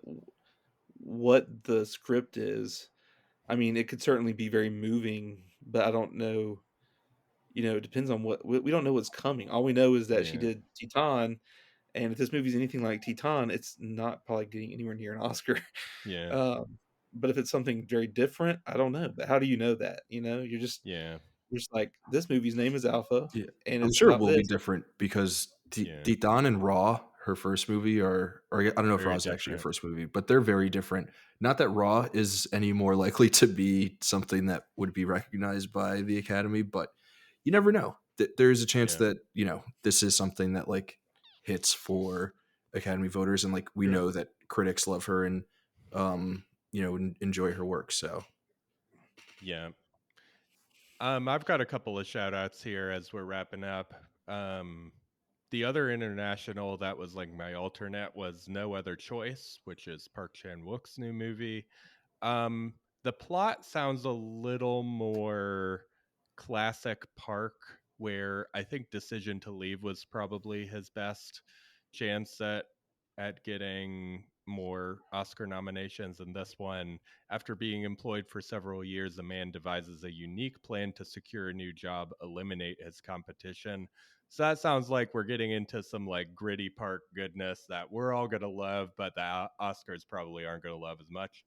Um, we've got A Big Bold Beautiful Journey I'm really interested in. It's directed by Kogonada, who did After Yang. Um, and it stars Colin Farrell and Margot Robbie and has sort of a big budget. So I'm intrigued. It's got a little earlier of a release date. I think it's coming out in June. So It's with been the pushed early back. release date, did it get pushed back? It's pushed back to September. Okay. Not So maybe necessarily they because they're are holding it for an thinking awards play, though. awards. I'm not sure if that's the pro they said Might they said just they be wanted to production related. release it as, like, an alternate, as, like, going against the grain of the kinds of movies that were released in September is kinda what they said. Interesting. Um, well, that's interesting. I'm not sure quite what to make of that delay, but there could be a new Edward Berger movie this year again, and with his history at the Oscars, worth keeping an eye on. It's called The Ballad of a Small Player. And then last one I wanted to shout out. I might have hit all of them actually. Yeah, I think those are the ones I wanted to mention. Well, some quick notes here, so No Other Choice, obviously, a lot of folks here at ScreenAge Wasteland love Park Chan-wook's decision to leave, like, a couple years ago. They were like, "Why isn't this up for awards?" So that's a pretty good pick. A Big Bold Beautiful Journey was one that was very early on in my 10. That's written by Seth Rice, who I guess Hmm, also wrote on The Menu. That's why I was confused a little earlier, because you said the writer of The Menu for this other thing, but it was different. So maybe they co-wrote it. But all the script reviews said that it came off as too try hard. So it hmm. gave me a little bit of pause, but it's got Colin Farrell and Margot Robbie, and Love them. Yeah. and it's got a kind of weird vibe to it. It could be really good if maybe the people who reviewed the script were just like overreacting. I mean, I thought the Menu script was pretty fun and good. So, but I don't know. Uh, and Ballad of a Small Player. I'm so glad you brought these three up because these are some major ones to talk about. Ballad of a Small Player, obviously with Edward Berger, is like he just got in 2 times in a row. This one is about a casino player in Hmm. Macau, but it's with Tilda Swinton. So I wrote it. Oh, That's Tilda where Tilda Swinton Swinton role. was. I was Yeah. looking for where Tilda was, and that's where she was. But it's got Colin Farrell as well. So Colin Farrell has a couple of shots at Best Actor, um, and he's always going to be a threat because he's just been so dynamite lately. But it just depends on the projects and how these things turn out. But definitely threats. You have thoughts on these, Raph, or you have other movies to talk about? no, none of those are on my radar or were on my radar, but will be in terms of movies that I will want to check out this year. I don't know how much they're going to be factors in the Oscars race. I think it's been obvious over the last couple hours that I am much less tapped into these races and sort of like how they play out than the two of you guys. But those are movies that I am going to be interested in checking out as the year goes on. Awesome. Yeah, Big Bold Beautiful Journey is like he Colin Farrell meets Margot Robbie at like a gas station, and then the GPS is like, "You want to go on a journey?" And then they like Mm. walk into paintings and stuff, and there's like time travel. I don't know. Sounds It's gonna rad. be it's gonna be Sounds very wild. rad. Yeah. Yeah, I mean, the script is also available. I've read like a bit of it, but I didn't read all that much into that one yet. But that script is available online. Um, so yeah. Well, it's been an interesting time talking about these many Sorry, there's movies. just one other movie that I want to mention that might be a factor in a couple of categories. I mean, it might be some acting, it might be some production design, things like that. Now You Three Me is coming out this year, and I No. just feel like script, uh, cinematography, all of these things. It's obviously going to be player editing. How do they edit together those magic tricks? We're going to have to keep that in mind when thinking about the Is Eisenberg 2026 still race. involved in those? He's got to be. He might be directing. Um, I He's mean, not I'll just directing. say in this past Oscar season, I just found Jesse Eisenberg to be like so delightfully socially awkward and just like gracious in all of his Yeah. interviews, and neurotic. It was fun to watch him. A Real Pain was really cool. I saw him at a Um, restaurant once. He walked in, and I turned to my girlfriend at the time, and I said, "Oh my God, it's Mark Zuckerberg." And I was being dead serious. And she was like, "What are you talking about?" And I was like, "Mark Zuckerberg just walked in." And she was like, "Dude, that's the guy who played Mark Zuckerberg in The Social Network." And I was like, "Oh yeah, that's my guy from Now You See Me." it's funny if you had like gone up and spoken to him, like so many celebrities would probably be like annoyed and be like, "Get out of my face!" Like I'm so busy. And it feels like Jesse Eisenberg would be like apologizing to you for like Yeah. Okay, yeah, he seemed very chill. It wasn't even like a restaurant. It was just like this like sort of like casual place. And I have multiple friends who have also seen Jesse Eisenberg just like randomly around New York City. Like he's just always just like sort of like derping around at places that like normal people hang out, just doing normal people things. Not Yeah. Does not act like a, celebrity at all. Bryan's That's probably great. seen country stars occasionally around Nashville. I imagine. Yeah, but you gotta pretend like it's no big deal when you live in Nashville. I don't see too many celebrities of any kind in Hmm. Prattville, Alabama. But occasionally, Demarcus Ware came to Troy, because he's from Troy. He went to Troy University when we had some tornadoes. He helped hand out some goods. So that's my biggest celebrity. Yeah. So thanks guys for joining me. I know we've been at this for a little while now, just over 3 hours, but there was so much to get into. I felt like it was worthwhile. And we didn't spend too long on any one topic, so hopefully people can just kind of, if they're not interested in one, just scrub forward a little bit, and maybe we'll be talking about a movie you're interested in. But hopefully we talked about a lot of films that you can put now on your Oscar radar, and yeah, it's been This is fun. the Hopefully we'll do something. I don't know if we'll have any more pole position podcasts until Raph and I have talked about doing something maybe for when it comes to actual Oscars time again. So yeah. that's a little ways away, but maybe we'll have something for people if they're interested, or it may just be me and Raph and some guests talking to ourselves for a few hours. But either way is fine. So This is the fun part of the year. Everything is potential. All of the movies sound good except for Michael. And yeah, it's going to be a great year.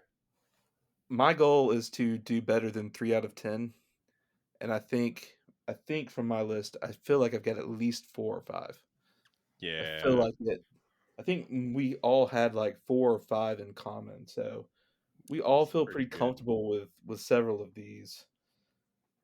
But you I never think I'm at know. like 3. I think I'm at 3, but it will be interesting to see, where all of these lists and predictions stand next February to early March when nominations and Oscar night actually rolls around.